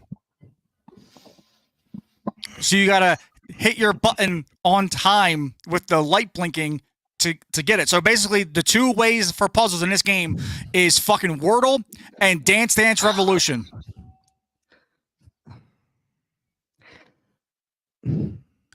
How much money did they spend on this game? Enough. But Enough. we grew up with DDR, Guitar Hero, and Rock Band. Yep. I'm pretty sure we know how to hit a fucking button for a cue a sound. No, it's I believe it's the light that's blinking is what you got to match the rhythm. and then the other was like this little rhythm game lock, which was actually pretty cool. So it's if those are kind of like your jam, they're not that often, but They're not that often. So then I don't give a fuck. So why even put them in? Yeah, they're not that often, but we just put them there for extra layer just to say that our game's complete. Right. They, of course, feature them in this preview. Here we go. This is what pops up. Slim pickings. Anyone know who can handle a blaster? Yurda wants a replacement for Vukta, and it's not looking good. As far as I can tell, the only good shot left around here is that old pirate Quint. But apparently she fancies herself a sheriff now, and it's not like the boss would welcome her back after what happened. Okay. Is everyone in this game a woman? Maybe. All right, well. Pretty sure. Preview, and I really liked getting to play them. The second part of that, of course, is talking about how this does feel familiar.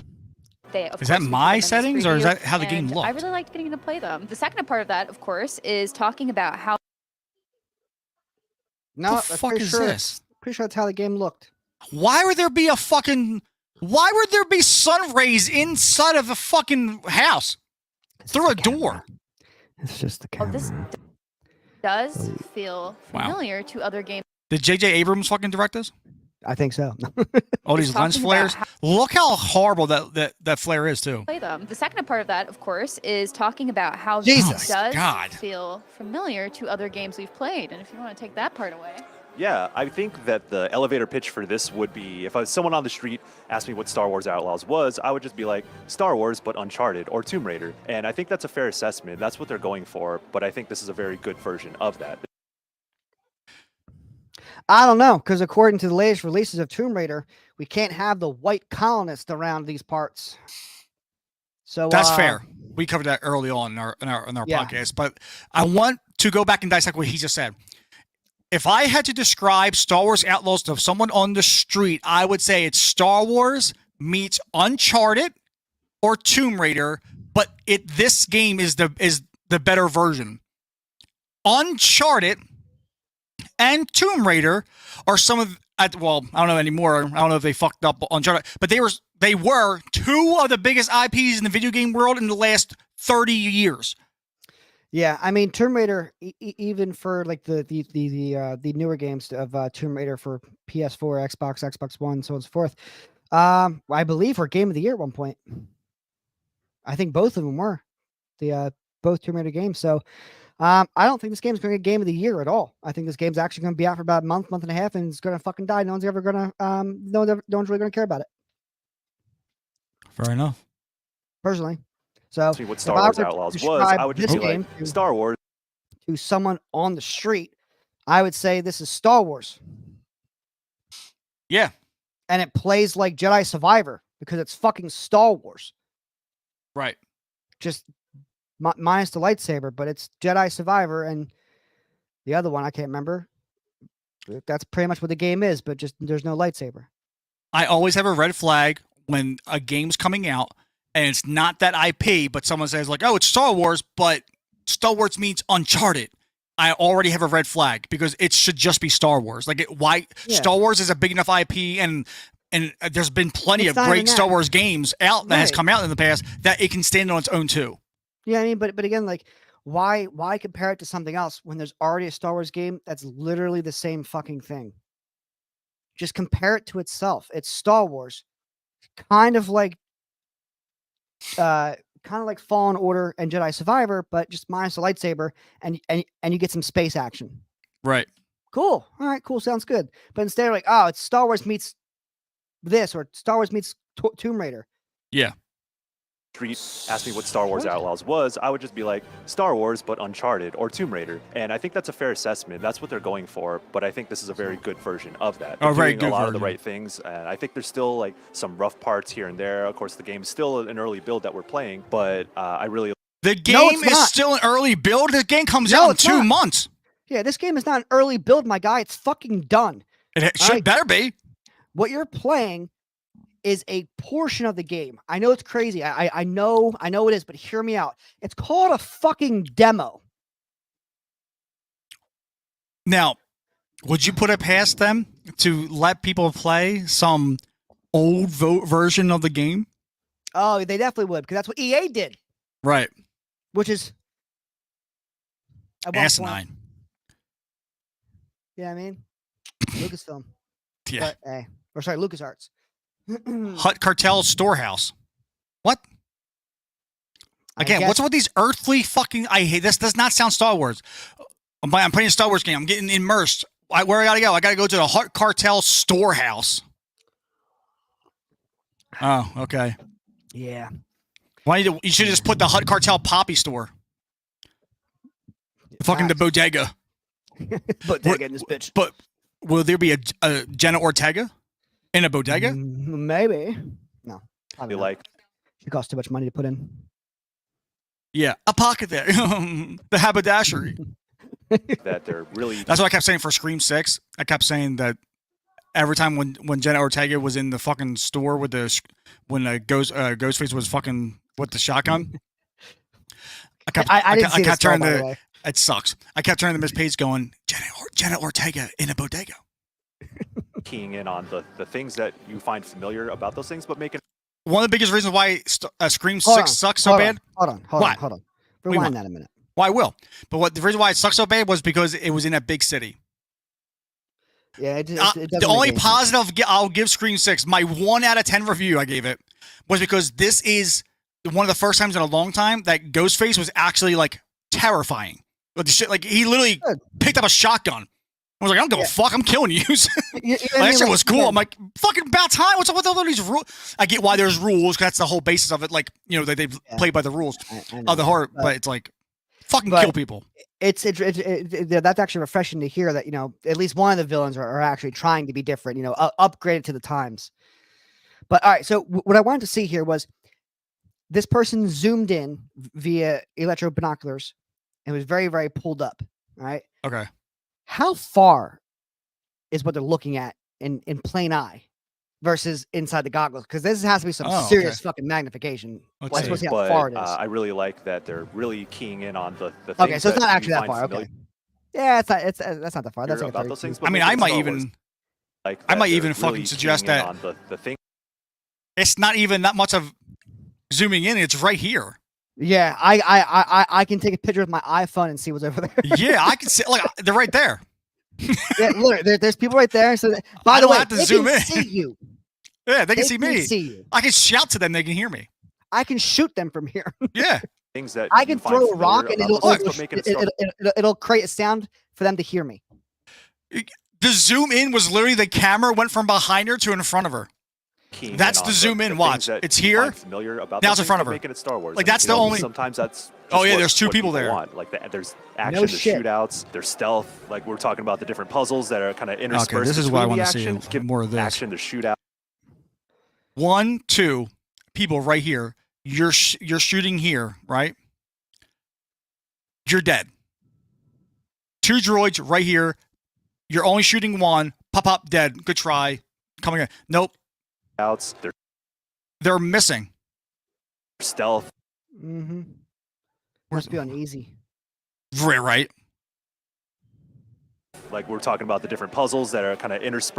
Literally zero need to fucking roll. Action, there's shootouts, there's stealth. Like we're talking Yeah, about the I different can puzzles really that are stand kind there of and shoot interspersed them. between the action. Gives it a little bit of a like Die, breaking the pace, shoot. and What? putting that in What the What are you- context what of is Star Wars, happening? where you're going from planet to planet, all these different. What the fuck is happening? First off, either A, those shots were not registering, or B, this person really fucking sucks. Why is he? You're telling me that reached him? I guess. Sure, why not? And putting that in the context of Star Switch Wars, where you're- to What? Was it?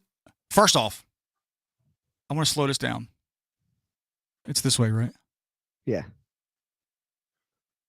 in the context of Star Wars, where you're going Look at the fire that pops up. breaking the pace When he blows up? and Again, putting that in shooting, the but nothing happens. context of Star Wars, where you're What the f- Hey, you fuck. going Stop it. Star Wars, where you're going from What- planet to that planet. All that was some very pixelated shit. Hey, what the Right. fuck? It's literally like a PNG. Star Yeah, Wars. literally, right there, right by its head. That's literally a PNG added in there. What is that? That looks like dog shit. Why is he electrocuted? What are you talking about? I'm going to look up right now how much I spent putting making this that game. in the Jesus So right Christ. now she switched to the electricity bullets. context of Star Wars. Oh, it explodes out and it hit him. Okay, at least it's touching him.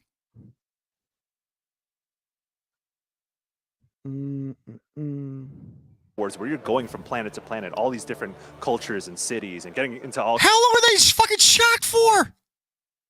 Are you seeing this? No, sorry. What's that? Oh, So them being shocked for the whole fight. Now, watch how long after. You're going from planet to planet, all these different cultures and cities, and getting into all kinds of trouble as a scoundrel. Brother.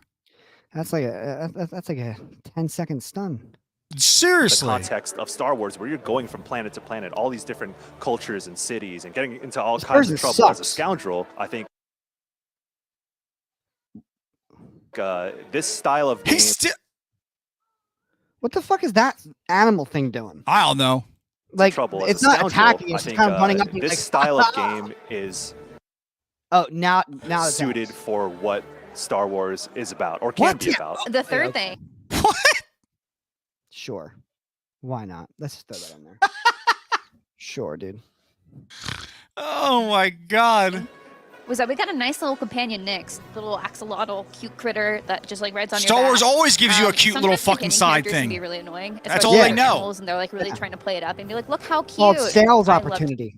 Yeah. cute things. Don't get me wrong. We love cute things, but are they Obviously. helpful? And are they unobtrusive? And the answer is yes. At least from the hour we played. I play a lot of games where there are companion things, and if they just The make too many hour they noises, it can played. be really annoying and also really distracting if you're trying to focus on something or listen to a conversation around the corner. And good news is that Nyx is wonderful. Like I love sending Nyx out to just go You don't just look fucking suspicious as shit, do you? conversation around the corner. And good news is Look at this. Look at the blending of this fucking area. station around the corner. And good news is that Nyx is wonderful. Like I love This looks like sending Nyx shit. out to just It go does. distract the stormtroopers or other enemy guards that were just like What? This motherfucker just belched and saw and had wall hacks. Sonar. stormtroopers or other enemy guards that were just like hanging. Video game. Okay, so this thing can fucking Video game. retrieve things for you, can cause distractions, can grab shit for you, can hit buttons for you, and can fucking belch sonar. Mm-hmm. Yep. Video game. You know, and they're so mean to him though. I was like, no, don't shoot him. But yeah, I'll go grab stuff for you. So if there's If None I of the see an enemies hit animal, you. if I see an animal that I don't recognize because I've been on this planet for the last 2 years of my fucking miserable life, I'm going to shoot it 1,000%. because it's not normal. It Especially if shouldn't you're be shooting me. Yeah. Just like in real life, if I mean, like, if some guy attacked me and my family as I'm getting out of a car, right, and he's wailing on me, and then he's got a dog with him, the dog's biting me. When I get to my gun, I'm shooting both of you. yep. Don't give a fuck. But again, I get it. It's a video game. The little creature can do a lot of things. Don't shoot him, please. All the shots from enemies so far I've seen this over the last fucking Yes. 2 months has missed. Missed. Completely missed. And again, it's an early build of the game. I fucking hope not. I hope not. I hope it's this bad. It'd be great views. You literally this game needs to be done by the literal 1st of August. That way it can start shipping out. To It all should have stores been done. in readiness. Yeah, no, I mean it should have been done 2 months ago. We should be getting betas right now to Mhm. play this shit. Yep, demos, something. You know, the first 30 minutes. Wait. Something. I'm gonna pull up my Steam real quick. I'm gonna go to Star Wars. Is it on Steam? Let me see. No, I'm pretty sure it's not. Or is it on EA or no? It's It's Ubisoft. Ubisoft. Yeah, no, it's not on Steam. Okay, Yeah, so it's on Ubi. hold why? on. I'm gonna pull up Ubisoft real quick and show it on stream right quick. Cause I'm curious about something. Oh, I got you. What's up? Okay, let's kill that. Okay, Mine's updated. my Ubi was updating. Oh. 3 days early access. So not that it's a huge early access thing, but still, this thing, it's June 22nd. This game comes out August 30th, so like a month, with 3 days early access. So this game really needs to be done. Yeah, and pushed out. Like, again, we should be getting betas right now. Mm-hmm. Or maybe even last month. Jesus, Let's go back to this fucking IGN fucking bullshit. There's Yeah. something kind of out of the way where you don't want to necessarily go sneak into. You can just say, like, Nix, go get it. That's not good gameplay. No, that means I can literally do that every time.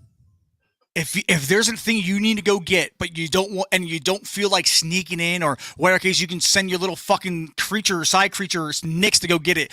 That makes it easy.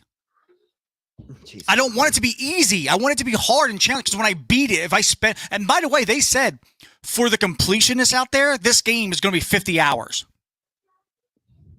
And for a regular run through, it's 30. How the fuck is that possible? You tell me there's 50 hours worth of fucking content in this game? No, for the completionists, the extra mission that they get from buying the highest edition would obviously add about 2 hours. Maybe. I imagine. Plus, don't forget some overall really good shit, because a mission that's paywalled can't just be a random mission to just have story. It's got to have something to do with it, loot or of some sort that's going to make you fucking OP as shit, because it's paywalled. Why the Right. fuck would you paywall it if not? August 27th, which is a Tuesday. Cool. That's when we'll stream it. All right.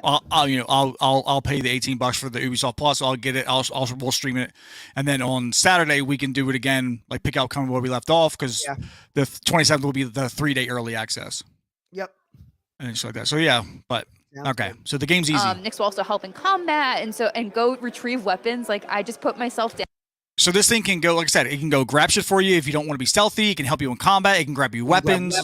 It can belch wall hacks. Down in a corner where you're supposed to just like run, but instead I was like, I'm standing my ground. And Nix was like, I brought you another massive blaster, and like, thank you, my sweet pet. So it's a very good companionship. So that's kind Wow. of another thing we definitely learned from this is that it's not annoying, which I think is very important, because it can be easy. That is annoying.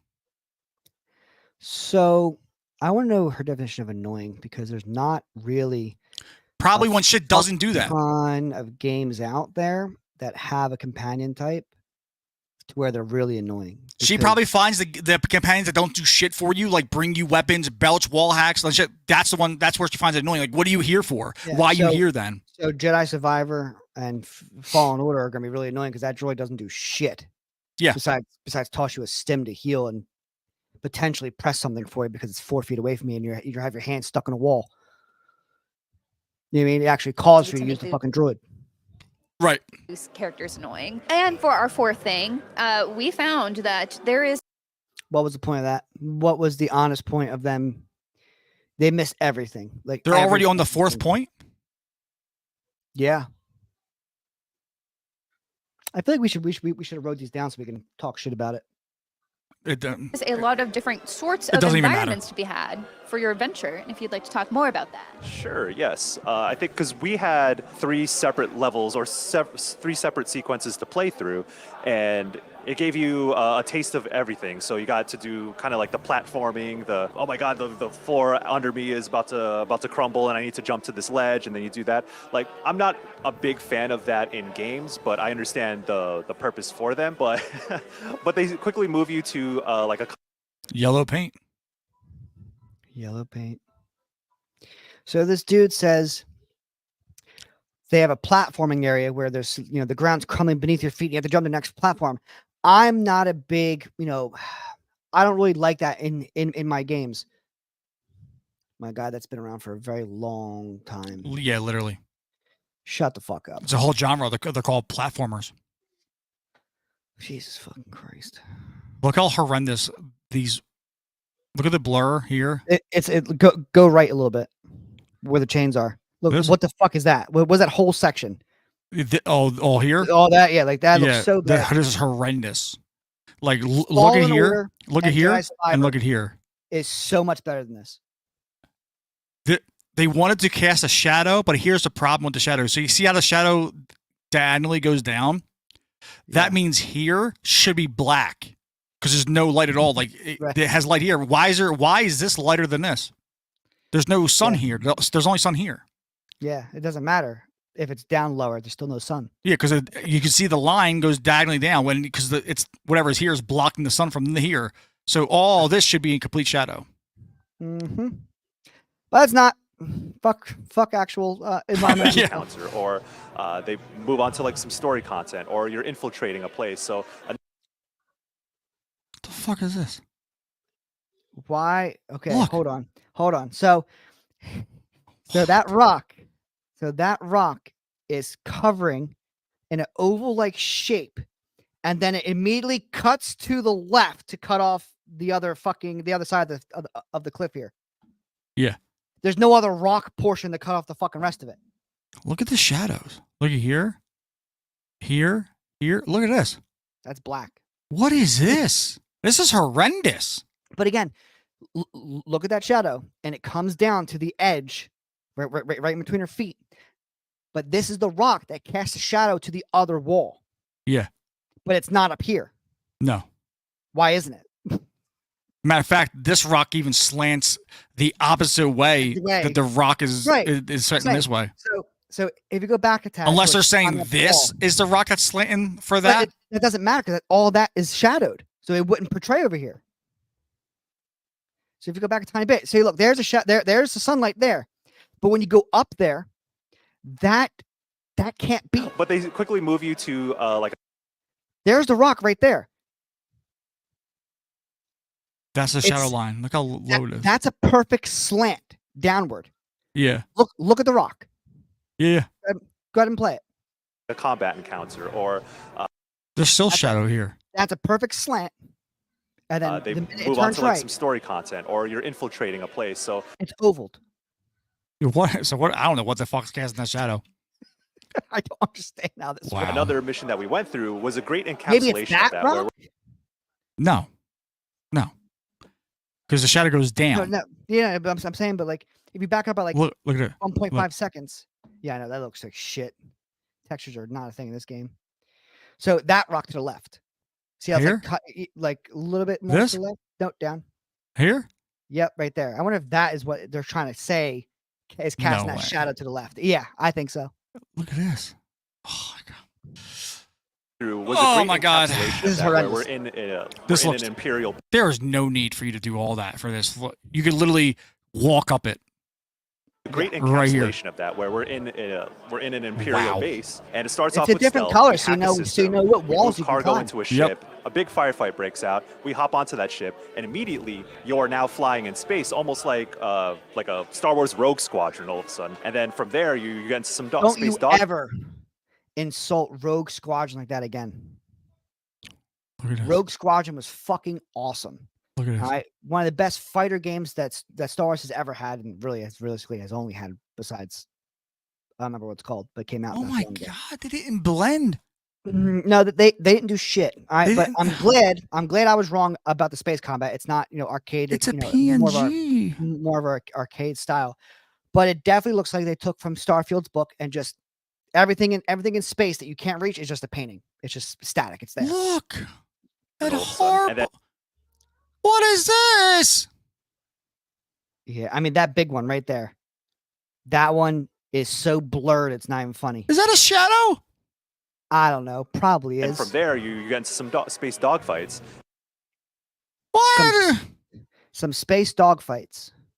All right. And then from there, you immediately land on Miragana, I think is like the home planet, Wow, you skipped right over that portion, didn't you? or the city on the home Wow. planet. Yeah, and Oh, then well, you let's see. seamlessly See? land on there, no load times. So there's also a seamlessness to all this variety, and it goes from one thing to another. So you never feel like, oh, I'm stuck doing 20 minutes of one thing. And then from there, you're just in this city with a whole bunch of people and things happening, things. Damn, that came up quick. My God, you're telling me Very that fucking paying attention.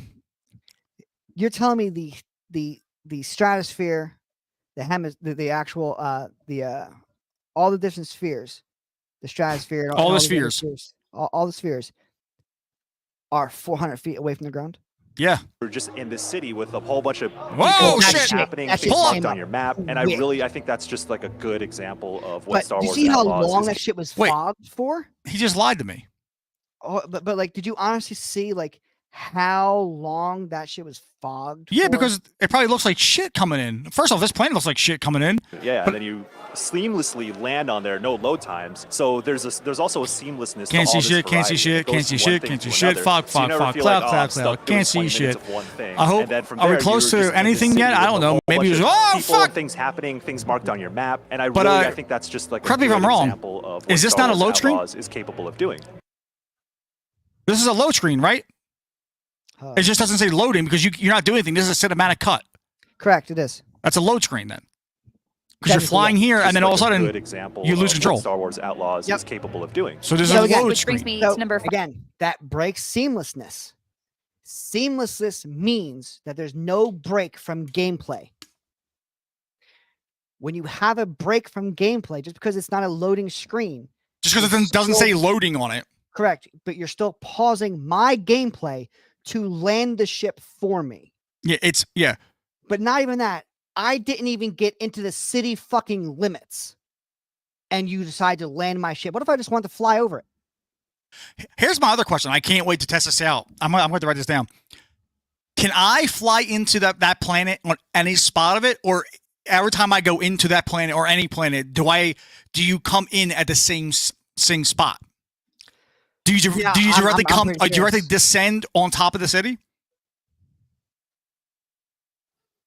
Do you know what I'm saying? Yeah, no, I definitely do. Because if you enter every planet the exact same spot to go to the exact same city, well then that's a load screen. Because Right. I have to go here so it can load the world for me. Oh my fuck! This game looks. I can't wait to play it. I'm like so excited. All right, 5. so What Which, we got? I actually want to show you this real quick. All right, so this is Show me. this is Star Citizen. All right, Star this is- Citizen. this is what Star Citizen looks like. I think this video was posted. So this was 2 years ago. All right, so this All right. game has had tons of work since then. But I'm not gonna make it sound like that. But I just wanted to show. Again, you can kind of see them dipping through, but you can see the ground, Wow. and it's perfect, seamless, everything. I can land my ship anywhere the fuck I want, the whole 9 yards. It is absolutely Wow. insane. That looks awesome. You know what I mean? Like, again, different planet. There's rain. Oh, there's storm cool. coming through. But this is what it looks like to be seamless. I can go fly anywhere, land my ship wherever the fuck I want, just like it's showing. That's seamlessness. It doesn't interrupt my gameplay. Whatever the fuck they have over at Star Wars is not seamlessness. It is a way for them to call it seamlessness, to promote it that way until you actually get to play it, and then you realize it's not seamlessness at all. It's just not a loading screen. there's just a lot to do, which as a guides person, like that's super exciting and also intimidating, but mostly exciting. There's So a even lot to going do. back into the space Sweetheart, you just got into it. Of course, there's a lot to fucking do. You played a cut up version of a demo for an hour, and you're going to tell me there's a lot to do. Yeah, it seems like there's a lot to do when you can play maybe 5-6 different cities and on 6 different planets. But when you don't, and it's not cut up, and it's 50 hours for completionist, it's going to feel long and drawn out. I guarantee you, we beat this game in 18 hours. Probably before the weekend's up. Yep. combat, like I popped open the Here map. we And it's go. like there are 15 treasures to find, and I was like, in all this debris, where am I gonna find it? It's like I'll find it with the help of our maps. But I'm sorry. You gotta let me have a little bit of this, guys. It's on the map.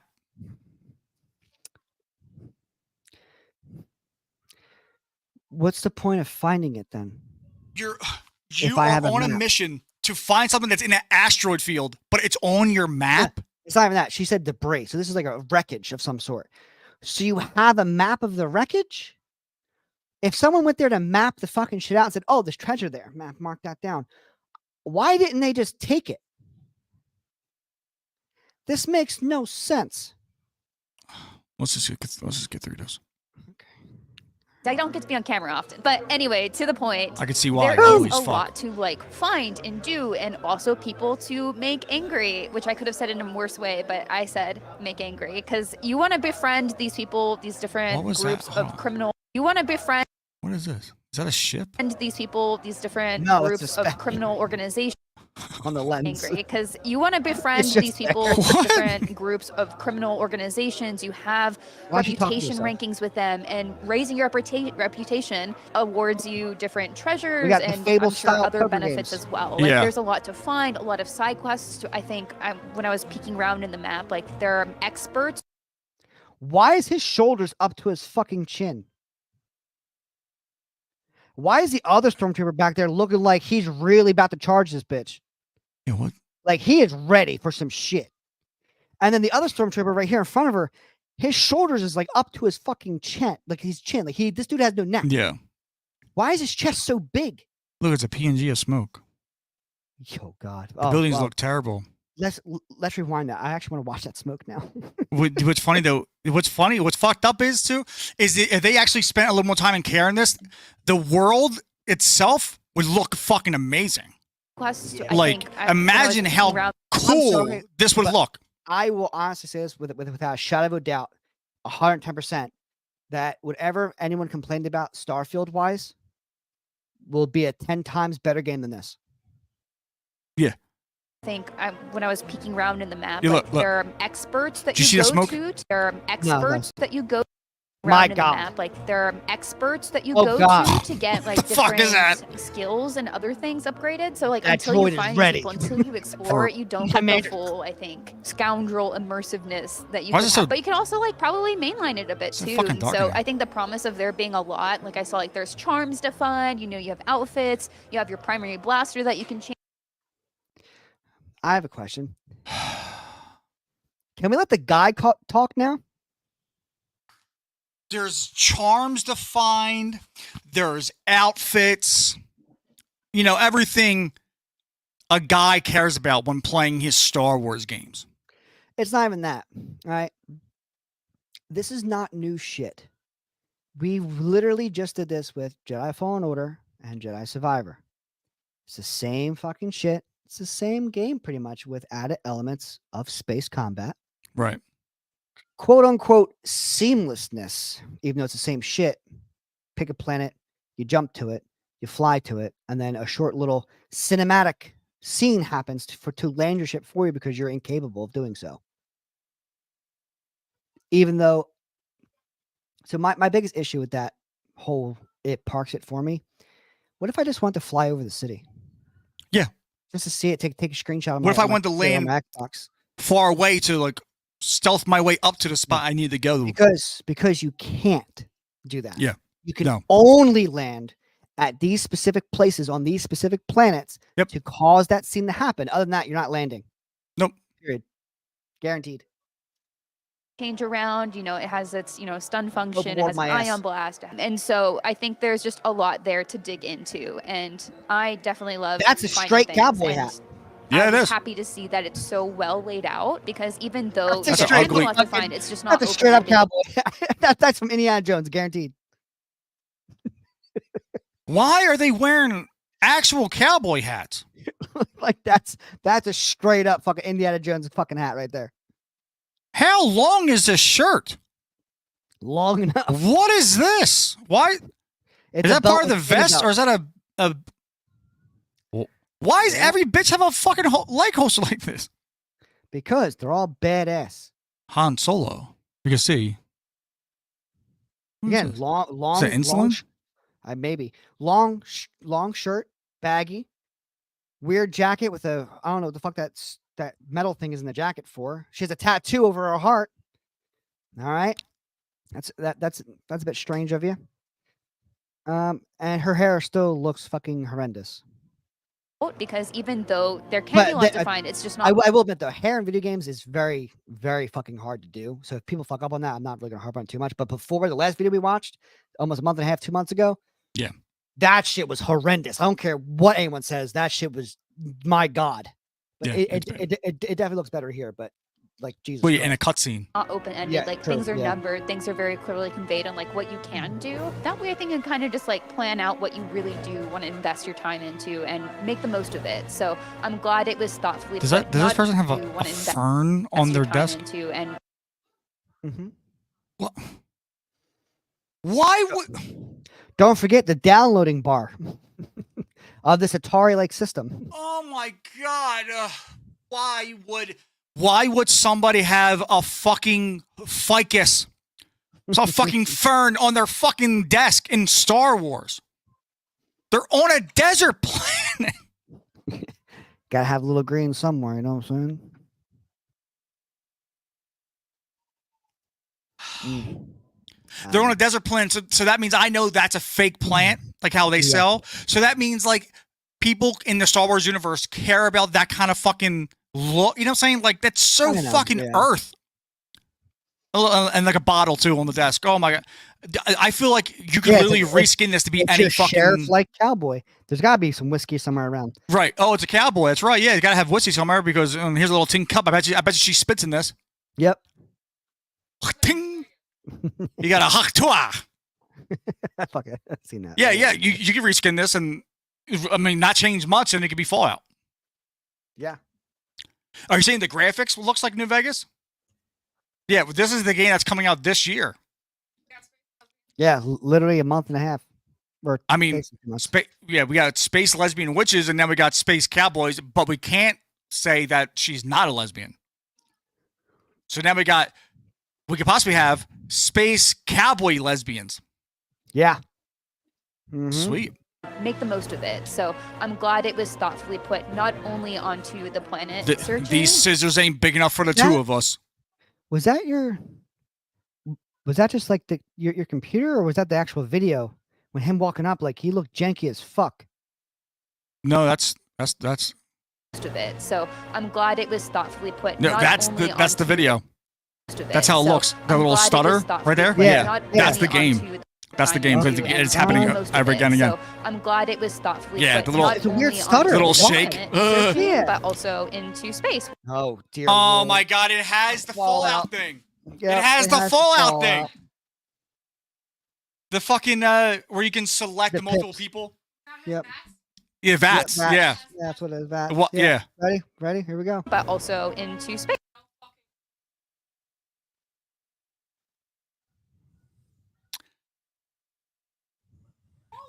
Look, it's something that's brand new. Yep, brand new. They just thought of this. Brand new technology. They just thought of this. Mm-hmm. They feel so. First off, achieved. I've never been in a shootout. I guess I'm boring. But if I were to be in a shootout, me and the boys wouldn't be this fucking close to each other. Can someone stand up here? How about behind here? How about can one go around and fucking just clock her in the back of the fucking head? Why are you all right here? Yeah. What's he doing? But the issue with this is, if I can do this here, then I would just constantly use this every chance I got. Every chance I got. Because it's the easiest way to win. Unless it's either going to be something where it's like an ultimate thing, an ultimate or a blaster thing. No, it's just going to be scenario specific. You can't. Oh, you think so? Yeah, you won't be able to use it all the time. It's just in certain scenarios. Right. But most likely, it's most likely like an ultimate style thing. They can only use like once every like 4 minutes or something like that. Why would you make the mark system a button, like the trigger, or not the trigger, like the RB, LB, and then make the remove mark Y? Wouldn't you make the marker Y and then remove this? So here's the thing that you could do, and Fallout did it too. You look at it, it gets highlighted. Press a button to fire. Right. Because whatever you look at gets highlighted. You're not going to look at a random thing off the side and go, "That's what I'm going to shoot." No, you're not going to pay attention to it. You're going to highlight everyone there and then press shoot. Voila. Why do I have to manually mark it?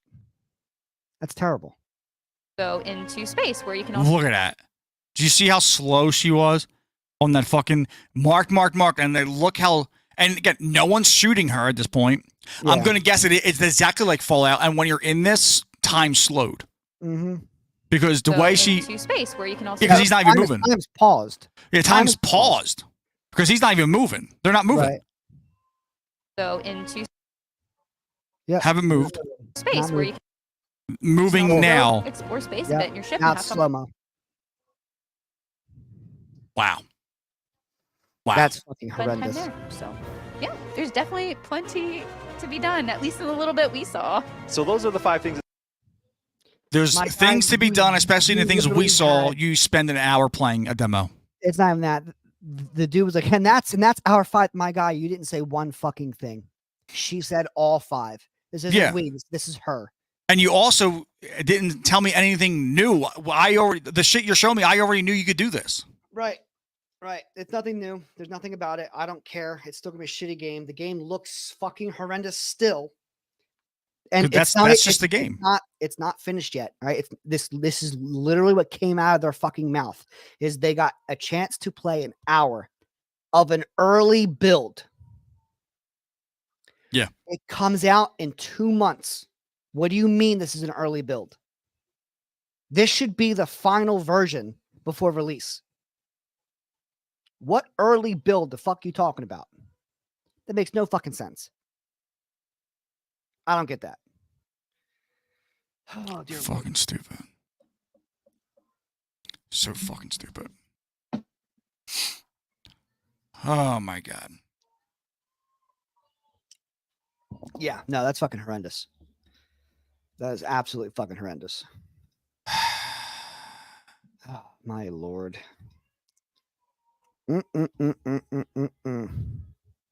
Actually, I want to show this. This is funny. This will make me laugh.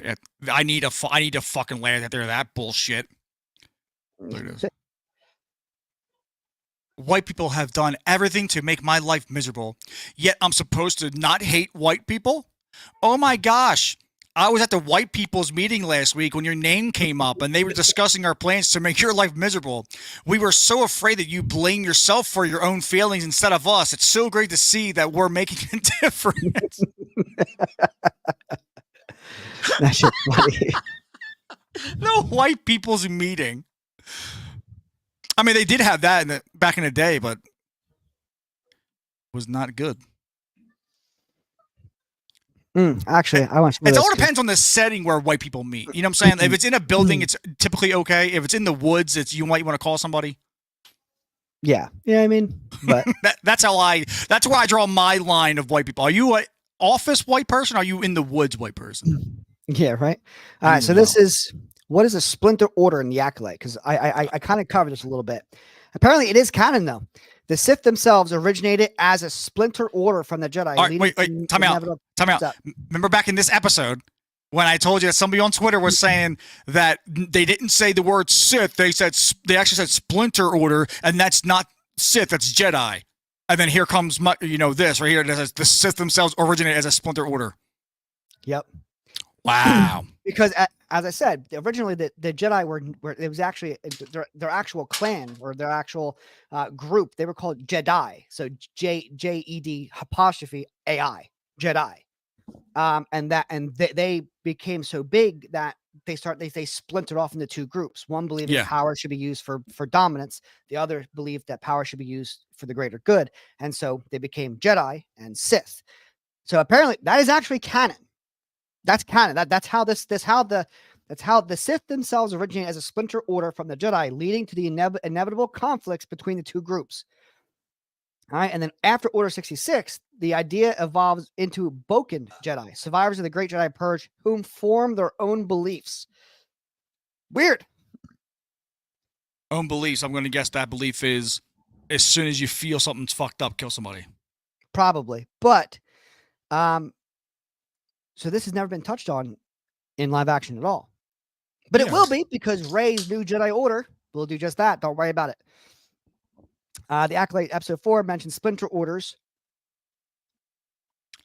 Not orders. Order. A splinter order. They didn't mention plural. Fuck you on about. Which pose a threat to the Jedi Order and can lead to dangerous groups that challenge their control. No. What they said was basically that it could be a splinter order and a former Jedi is training these people, so we can't have the Senate thinking that one of our own is doing this shit. Where did that come from? Right. Where is this coming from? This is Collider. Many secrets are starting to be revealed. They were never secrets. The Acolyte episode 4 Day, what a shitty name for a fucking episode, left many fans wondering where all this could lead. I'm pretty sure we can guess. In a briefing room meeting, the Jedi deliberate about who May Anasta's master could be, and Master Holden, I don't know who that is, so speculates with Master Kiadi Mundi, who's not supposed to be alive right now, minus 40 years old. Yeah, if she could be a part of a splinter order. Again, order. Yeah, a splinter order where the set originated from, and she's asking the guy who wants to be alive, but in the Phantom Menace said that it was impossible to be a Sith because they haven't seen him a Sith in a millennia. Right. Another Jedi scoffs at the idea. No shit, arguing that they would know if that were the case. Right. But what exactly is a splinter order? And could May and her master actually belong to one? No. We have seen some of them before. No shit. Yeah. And one of them is what made the Jedi be so fearful of other Force-using groups. Wrong. The Jedi were never afraid. Do you want to know why the Jedi were never afraid? Because it's literally a part of their fucking code. Yep. Fear is on the path to the dark side. You must let go of fear. Yep. All right. The Acolyte is a mystery thriller. No, it's not. There's no mystery. There's no thriller. What the fuck are you talking about? No thrill, no mystery. That will take viewers into a galaxy of shadowy secrets. There's no secret. There's no secret. I swear to God, there's no secret. It's not that hard to figure out. The Sith dude, or Smiler Ren, is going to be Quimir, just covered in a little bit of mud because he had to get down from a tree. And he's actually the apprentice, trying to get someone to kill for him so he can pass the test of his master. So he can one day kill his master, which is probably going to be Indara or Tenebris, which will lead down into Darth Plagueis. Because they did say that though they will not show... They actually... Just saying that, it popped in my head. They actually contradicted themselves before the show even came out. Shocking. Leslie Headland said that there will be no connections to any characters. No, she said there would be no... Even worse, there would be no appearances from characters from the original timeline. Right. Wrong. We have Kiadi Mundi. So that was that was completely fucking a lie and wrong. Yep. So saying that just popped in my head. But again, I'm not understanding what everyone is trying to do with this fucking show. It's not a mystery. It's not a thriller. The Jedi are not fearful of other Force-using groups because that's literally what they're taught, is not to be afraid. To let go of fear. Yeah.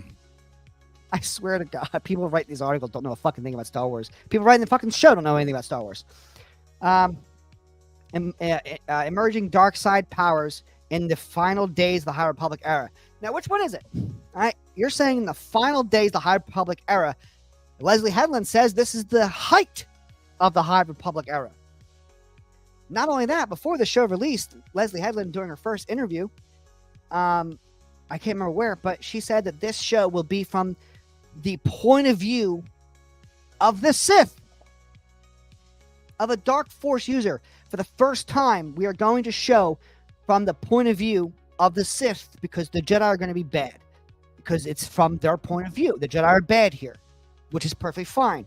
Instead, we got twins where one is a useless Jedi dropout, and the Failure. other one dropout doesn't matter. Same thing. You drop out, you still failed. So I don't care.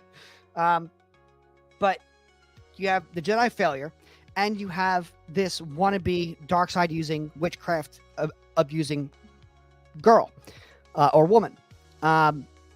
So where is this narrative from the Sith that we were promised for the entire show? Right. Because we don't have it. Like it was literally broken down as this is from the perspective of the other side, looking at the Jedi because they are bad. It's from the other side of the aisle, which is fine by me. I wanted to see it. Yeah. Where the fuck is that at? So far, we've been looking at two twin girls who have really, really, really interesting internal problems with themselves that they have to resolve before this fucking chick can actually continue, especially with May. That bitch tried to kill her sister, and then literally seeing her, she's like, I'm going to drop everything because I love my sister. Never mind. A former Padawan reunites with her Jedi Master. No, not reunites. They hunted her down because they think she's a killer. Yep. There is no reunites. They didn't just bump. I mean, they into did. her. They reunited afterwards. After the hunt. Hosha, I haven't seen you since you left. How are you? No, we went to you and said, where were you last night? First off, I'm pretty sure jumping to a planet takes longer than 12 hours. Anyway, to investigate a series of crimes. No, it was one crime. It was just one before Soul got involved. It wasn't a series. It was just one crime. A Jedi Master was killed on a random planet. And Soul immediately went there because why? Well, Yord said it's OSHA. Yeah, I'm with this shit now. There was no series of crimes. It was just one. But the forces they confront are more sinister than they anticipated.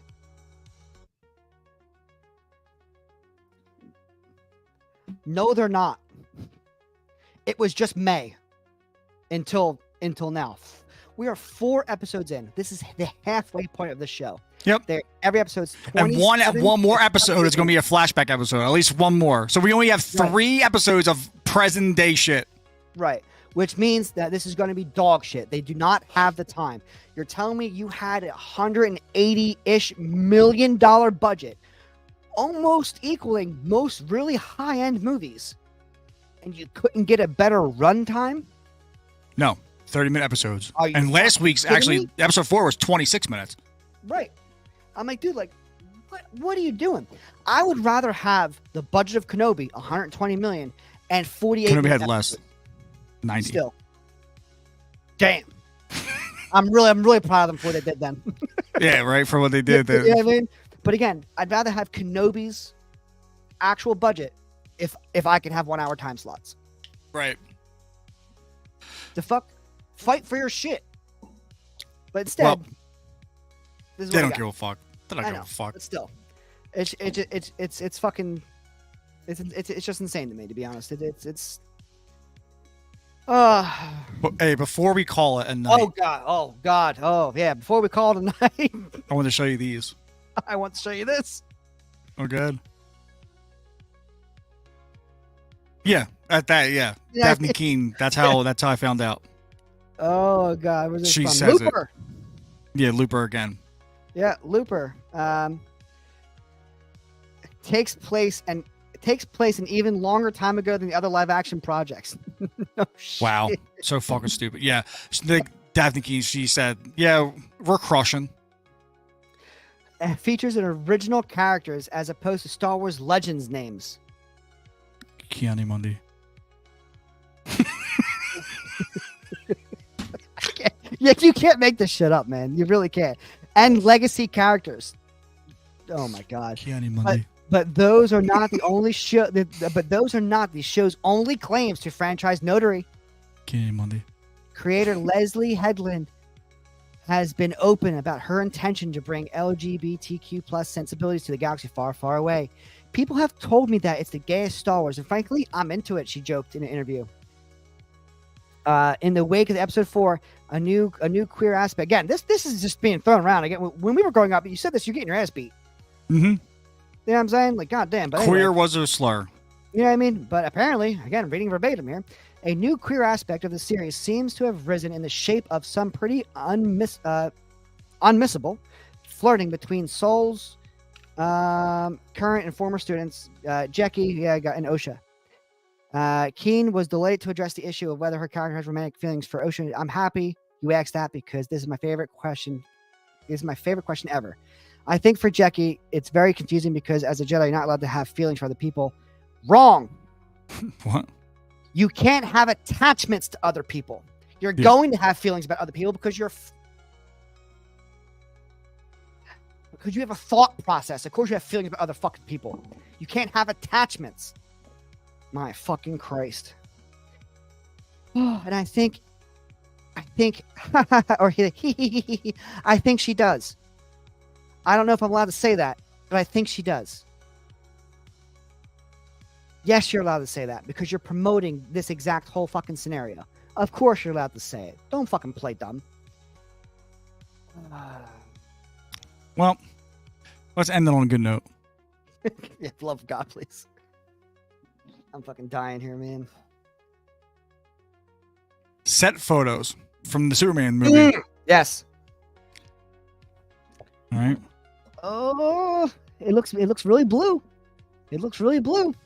Hold on. Let me. I should have probably. I'll show Saved you. it. Well, no, I just did the. Where's the one it's cropped out? Here you go.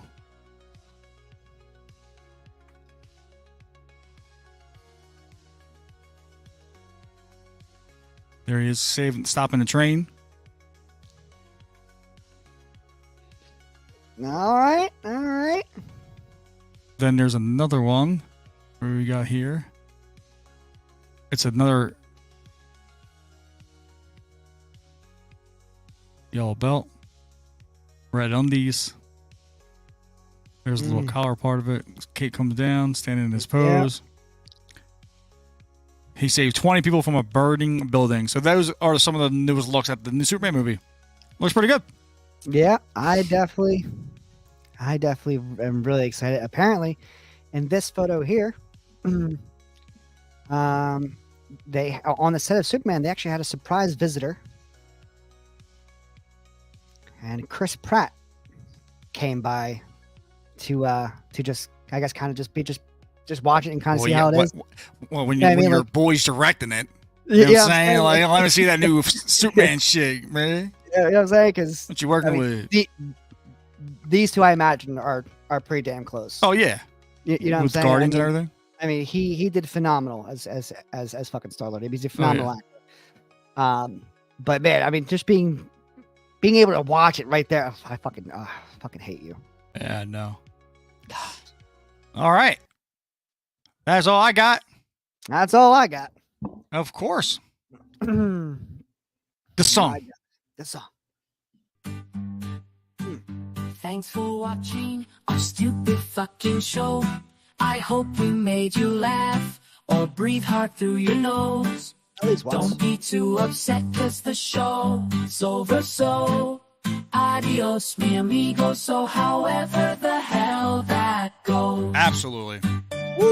So, another week of The Acolyte, another horrendous show that we're watching. Yeah, 4 more I definitely episodes. agree. Yeah, 4 more. Well, technically 3. Is we're expecting at least one other flashback. Yep, at least one. But this is my living room. That is his my bedroom. here. Yeah, he sleeps You know there. what I'm saying? I do. Right over there, actually. So if you don't mind, Kind of weird. please get the fuck out. You're going to have to leave at some point. He has preferably kids closer in to there. now. Do you want to be